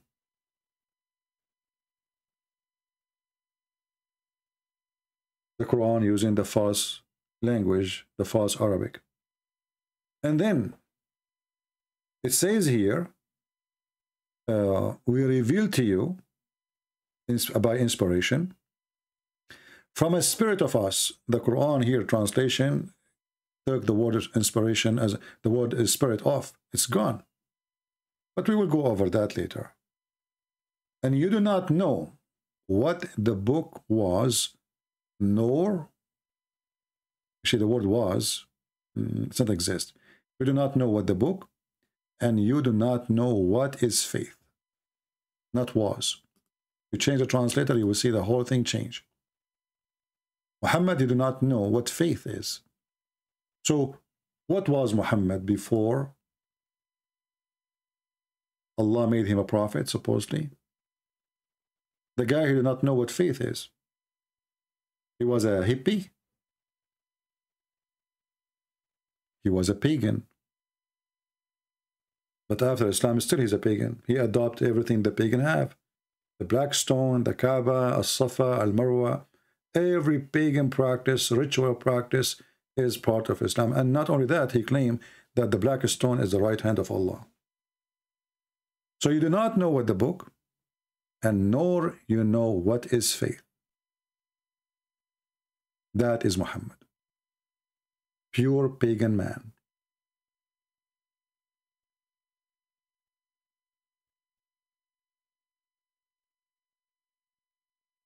What the Quran says about those who do not know the book and those who do not know the faith, the Quran says they are najis, filthy. That is Muhammad.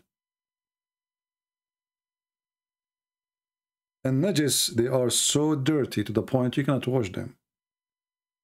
Najis is no more than just filthy, dirty. It is something you cannot wash.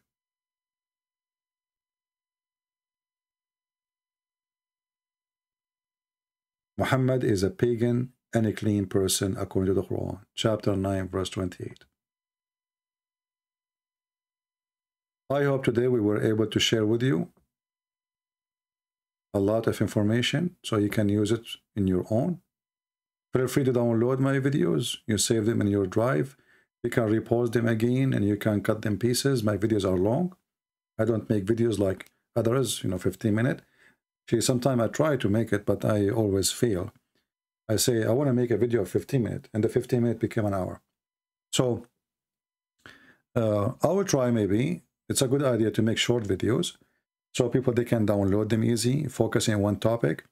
Maybe I will set an alarm, like whatever the alarm says, I'm going to stop. This is the only way to do it. So I want to say thank you. Was Ramadan originally is a pagan practice? Yes, Ramadan is a practice of the Sabian. Sabian are people who worship the stars. This is why here actually you see that Muhammad is a fraud. So he promised the Sabian to go to heaven. But the Sabian, they hate the God of the Jews. The Sabian, they have a book, it's called Kanz Rabbah.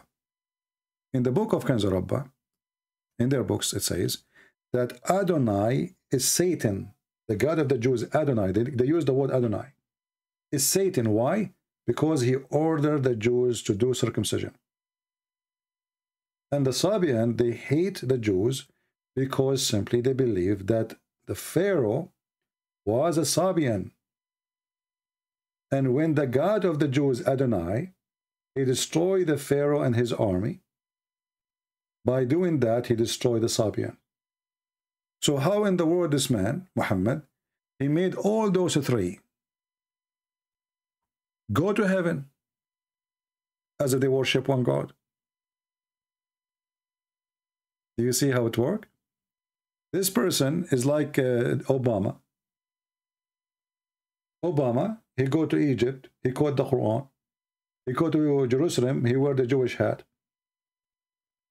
He go to the Christian church, he hold the Bible. He go to the atheist meeting, he make fun of the Bible. And this is Muhammad. He's a lizard. Satan, he has no skin. He changed. The same as a lizard, he changed his skin color. No dignity. No faith. No God. Everything he made there is just for him to be worshipped and to take over. And he used the word God, like Allah, as a name to torture, to kill, to steal, to rape. In the name of God. A great method to control the mankind. In the name of God. And there is many in history that do that, even for Christians. Many hypocrites, many thieves, many liars, many fraud. They use the name of God to make their war legitimate, to make their theft legitimate, to make their crime look like holy crime. But there is a holy crime. Interesting. Crime is a crime. Theft is a theft. Rape is a rape. Killer is a killer. Cannot be holy. So, my friend, Muhammad is a person who fabricates things. This is why Aisha, she said, Inni ara rabbuka yusari'u ila hawaka ya Muhammad. I see that your Lord is hastening to make you happy, Muhammad. What was about? It was about his penis. Women offering themselves. Muhammad, he made verses.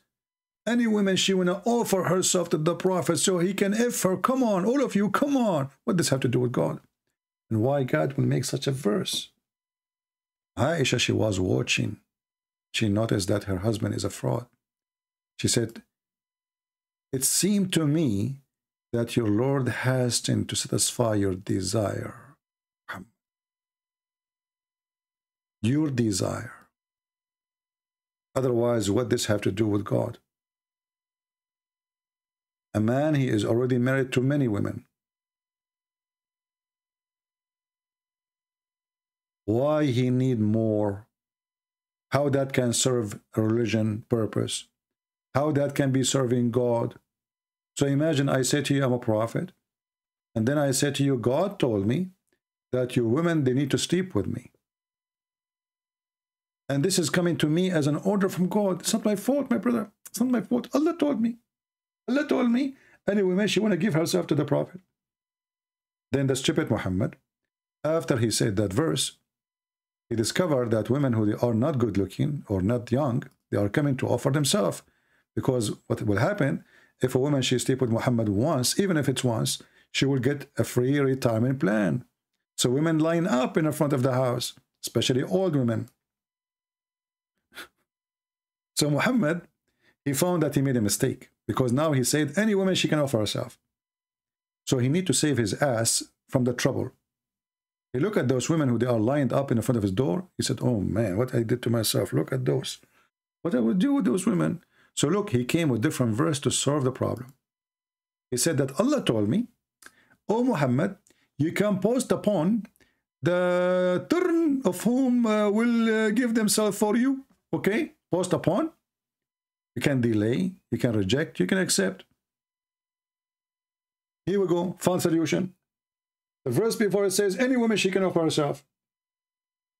All the women who came, they are, excuse my language, they are not good looking. According to Muhammad, they are older. This is not what he's looking for. And now Muhammad trying to get rid of them. He cannot open the door, there's long line. So he made a verse says, Allah, he told me, you can delay, you can deny, you can accept, you can refuse. What a religion. Like, come on. I said any woman she can offer herself. I should say next time, any beautiful woman. I made a mistake, sorry. You may differ, any of them, and you may take any of them. It's up to you. This is God talking. You know, I'm looking at my door now. I cannot see my door, front door. I'm going to check out to see how many women lined up. I hope they are good looking. Otherwise, I will immigrate. I will go to Afghanistan.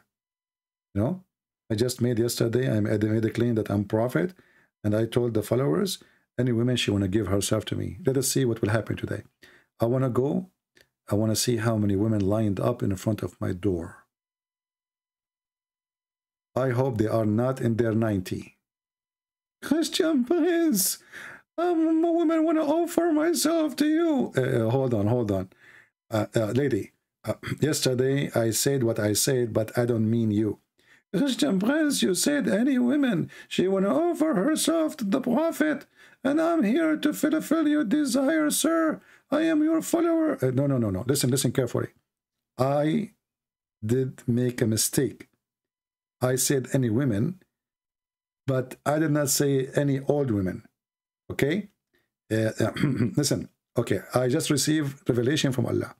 It says, any young women, she have nice features. What? Like what? You know? Like what? Like the hadith. The hadith says, and the Muslim, they got me busted in this video, by the way. They said the Christian Prince is lying.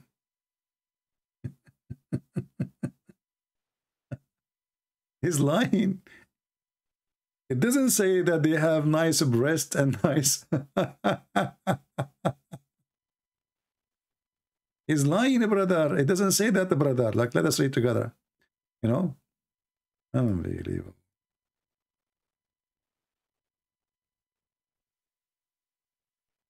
Oh, Lord have mercy. You see why I cannot make a short video? Here we go. Supposedly I'm done. Topic after topic, you know, then you find yourself going to stay for the coming hour without even noticing. Yeah, I need to find a solution for this, because it's not easy, by the way, to stay. Many of you think this is like fun for me. I hate it. Honestly, I hate it. It's a topic I hate to talk about, but because somebody have to clean the garbage, and I don't see anyone can replace me for now.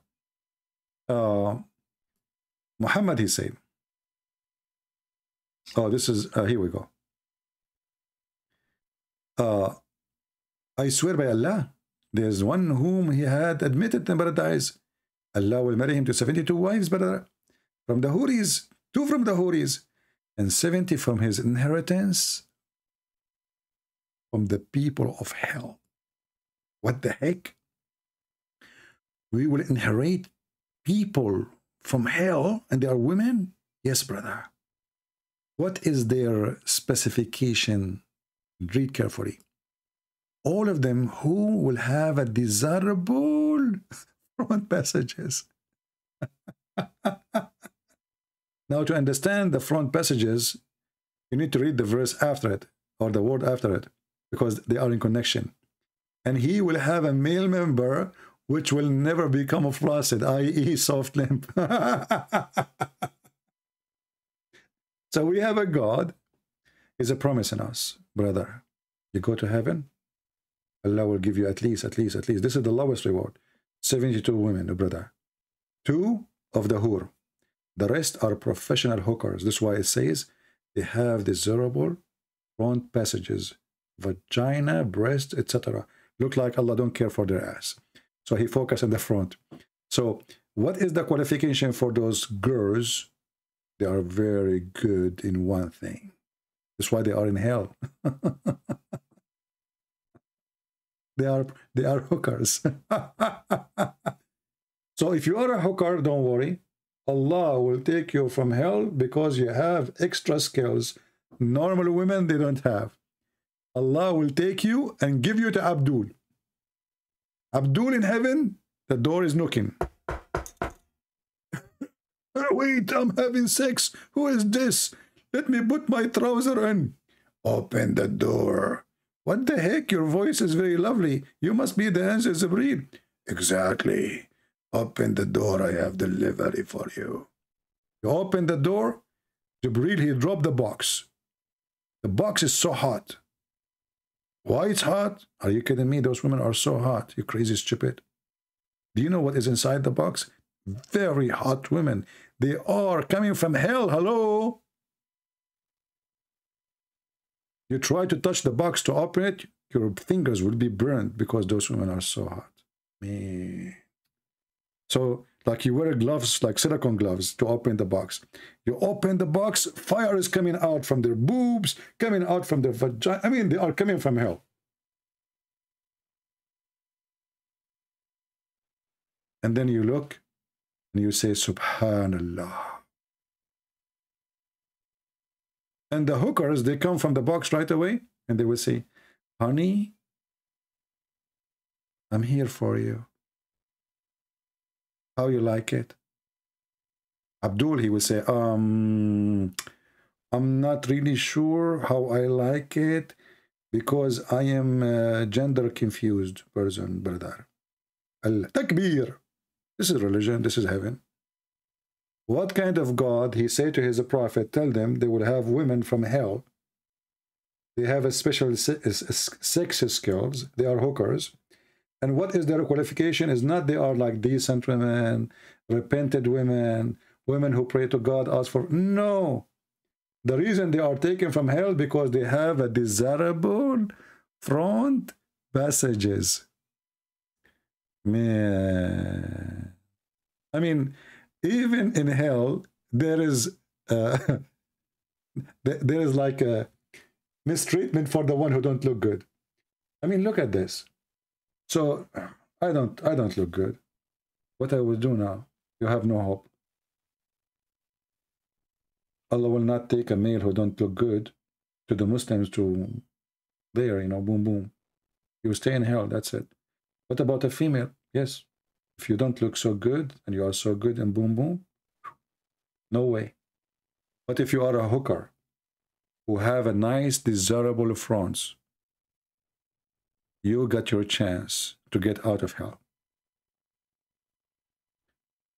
So look here. Hooker society, hooker association.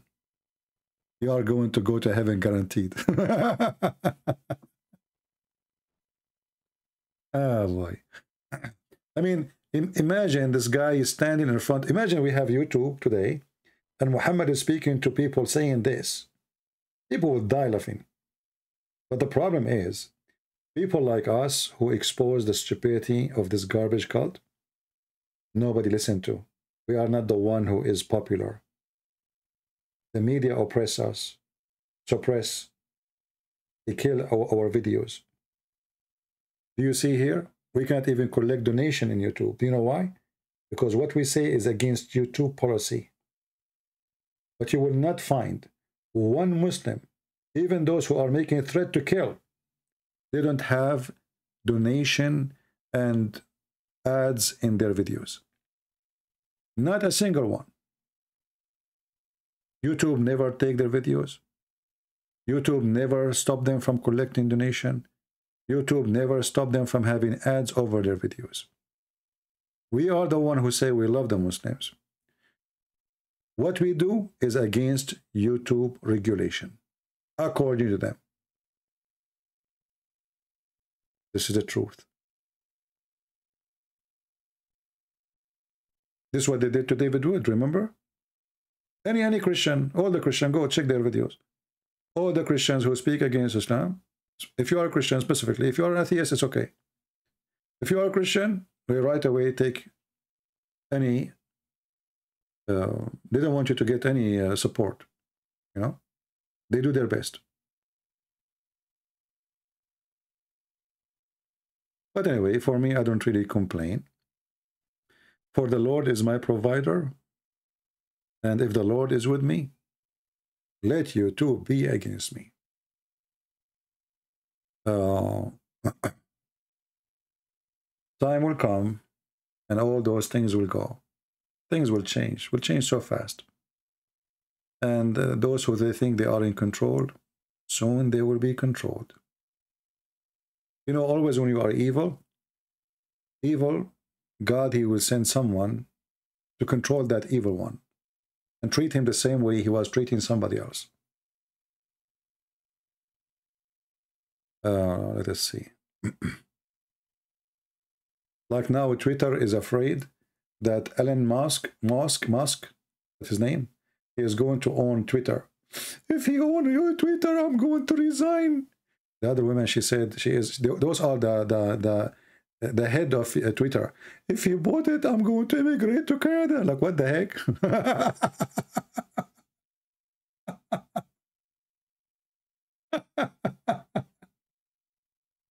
What happened to the monsters of Twitter? Suddenly, you see the power of the money? Suddenly they're afraid. Those are the one who banned Trump, who banned everybody, who stopped me from posting. I mean, anyone. They control everything. It's a communist regime. You know, in communist, nobody dare to say anything except the government, whatever the government want. And now they are terrified that Elon Musk is going to silence them because he will give a freedom of speech. If Islam does not exist, what videos would do about? Well, my friend, I don't know. I mean, for me, I believe that God, he gave every person a gift. And if the gift is useful for mankind, that is a blessing. So I believe that God gave us a gift, and the gift is to share knowledge. And it can be sharing wisdom about anything. You know, we made the other channels to speak against, you know, people wasting their money, giving them advice how to live. A channel is called The Quality of Life. So always you can help people with many things. Give them advice in their life. You know, supporting the one who needs support. You know, sometimes advice support is more important than even money support. And I don't, maybe I will not do anything. I don't know. I mean, who knows? But this is not really what I do. It was not really an option for me to do or not. I came online one day and I saw people converting to Islam every day. I could not believe it. So I decided to have my own fight against this cult. And I was extremely successful, even though the challenge was so big, because even now my English is not so good.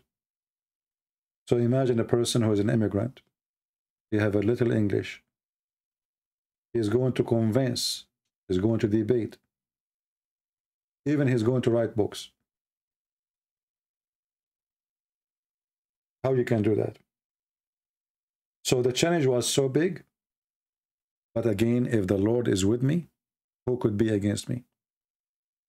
With my little, you know, English, I was able to do a lot of work. My books now is translated almost to all languages. Chinese, Russian, Malaysian, Albanian. And by the way, our book 6 on Allah, the Albanian version, is already, the link is posted in Patreon. So if you are a person who speaks Albanian, you can go to Patreon. By the way, you do not need to subscribe to me. You do not need to make a donation. I give it for free. And for sure, we would be happy to receive donation. But as you know, people, they are cheap and people don't care to support you. They come here just to laugh and, you know, you know. But how you support yourself, who care? But it's okay, I understand. This is how the world is. The Lord is our provider. So we have the link there for our book. But imagine one day you start with nothing. Nobody want to listen to me. Nobody want to listen. And then one day 9/11 happened. And then suddenly everybody start listening. Everybody start listening. Before, the second I speak against Islam, the Muslim, the Christians, they will say to you, this is not Christianity. You should not talk like that. This is not right. The Bible, you are spreading hate. I mean, how I'm spreading hate? They are converting your kids to Islam. They are fooling your kids. Christians, they were my enemies. They were fighting me the same as they used to fight Paul. They call me names. They rejected me. They refused to listen to me. This is the truth. And until now, you will see a lot of potatoes. They come here and they tell you, you should not talk like this. But they themselves, they never made a Muslim leave Islam, and they never made a Muslim accept Jesus.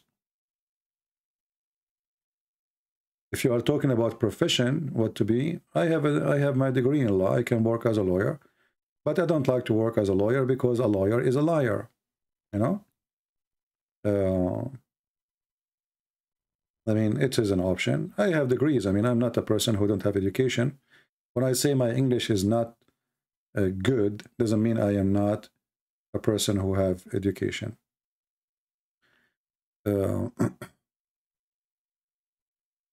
Anyway, but this is telling you that you have always to be strong, or the wind will try to take you down. Christians, they will fight you. Christians, they will make videos against you. They call themselves Christians. Maybe they are, I don't know. But because they are naive, they don't understand what you are doing. Nobody want to listen until it's too late.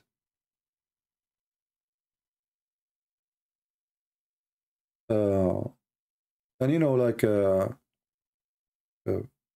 as an example, I use the word penis, the word vagina, and they say to me, but we should not speak like this. I say, why not?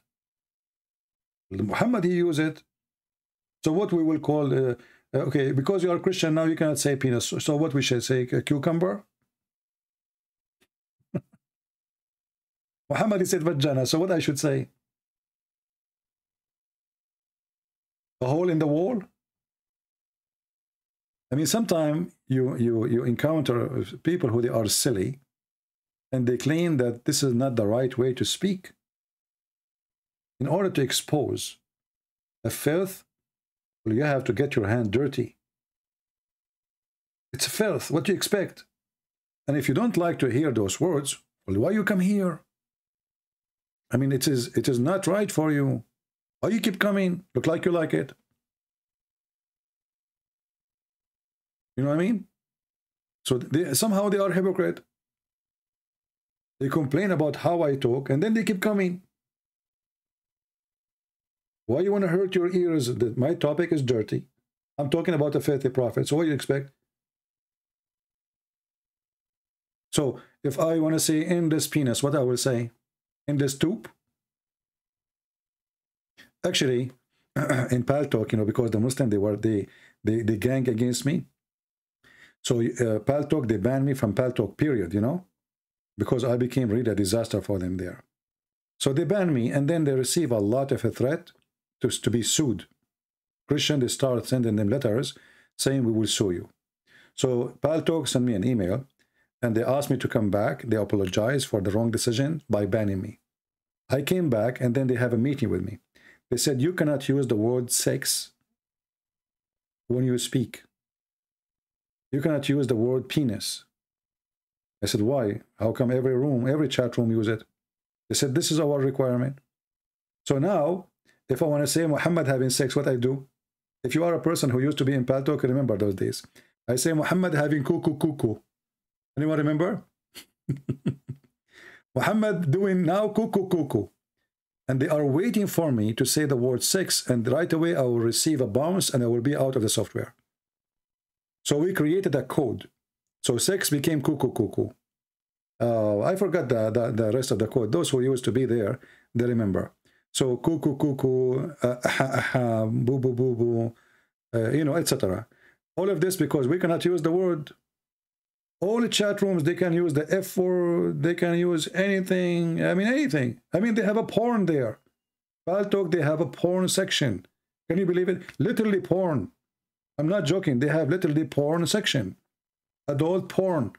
People open their cameras, playing with their private part. Literally. But the Christian Prince, he cannot use the word sex. Can you believe it? I have to use cuckoo. And then you are a new person who enter my chat room first time. And you see this guy is saying, the prophet, he did cuckoo. And you say to yourself, What the heck is that? He was doing what? Cuckoo, cuckoo. What does that mean? You can't explain. He went with his Aisha to the bed and they did cuckoo, cuckoo.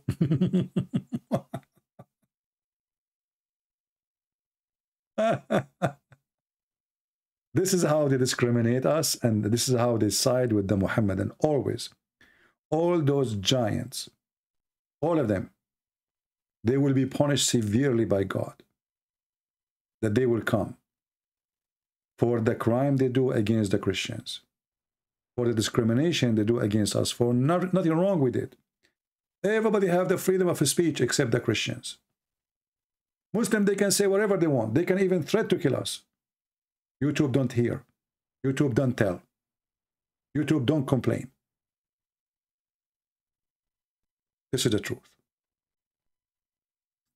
I want to say thank you guys for being here. And let us hope that Allah will provide the Muslim with the penis will never go limp, because it's going to be horrible that after all these promises, you go to heaven and your penis is limpy. That really is not right. It is time to use it, not to lose it. And like, what? It's not working. So Allah is all merciful, and He decided to give you a penis will never go flat. This will be a good to have a car, have a tire will never go flat, but a penis never go flat. That is different level of a spirituality. Islam is a spiritual, and your spirit is connected to your penis. That makes sense. A lot of sense. Well, thank you very much for being here. Remember, we will be live every Friday and Sunday at 10 a.m. in the morning, 10:30. But doesn't mean we don't go in different time during the week, usually in the morning. So subscribe to your friends. And don't forget to download my videos, because I don't keep them for long. Actually, I do not do cleaning to my channels for a while. Soon I will do. So don't hesitate to download my videos, because they don't stay in my channel. You will find them always in other people's channel. Until we see you soon again, I say may the Lord bless you. Christ is Lord. Islam is false. And each time we go live on air, Muslims leave Islam. Sometimes they announce it live. Sometimes they don't dare to say, but they leave. You know, the drop of the water is very weak, but it's very strong. A drop of water, if it's consistent, it keeps making a change. A drop of water can open a hole in a rock. A drop of water can split the rock. A drop of water.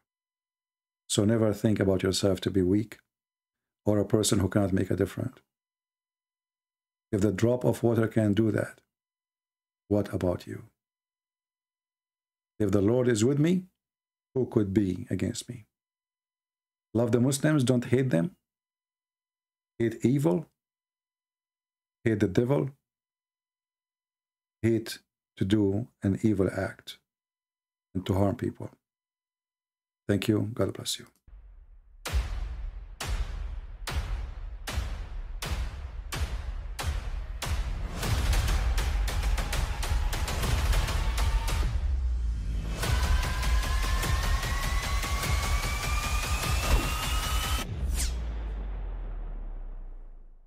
But I mean, again, he doesn't know who Gabriel is, right? Because he didn't come from an Abrahamic faith. The people of Mecca were pagan. Quran is mentioned, if this book was from other than God, they would have found in it many contradictions. If a book is without contradictions, that has no bearing on whether it comes from God or not. I've had phone books that are inerrant, but I certainly don't think God gave them. That we believe without understanding. The brother asked a very important question, that most of the scholars say that listening to music, watching movies, and most of the television programs, they're haram. So how can we have fun? Let me tell you, brother, at the outset, that having fun is permitted in Islam as long as the fun is halal fun. That the standard narrative has holes in it. The Prophet tells us because Satan or the devil sleeps over our nostrils. Those who oversleep and not pray Fajr on time, Satan urinates in their ears. I really do think Jesus was crucified and that he really was dead and buried. He thought that he was a son of God in the sense that he was specially chosen by God. I think Jesus really did think he was going to be the Messiah, the future king of Israel. I mean, that is, after all, why they crucified him.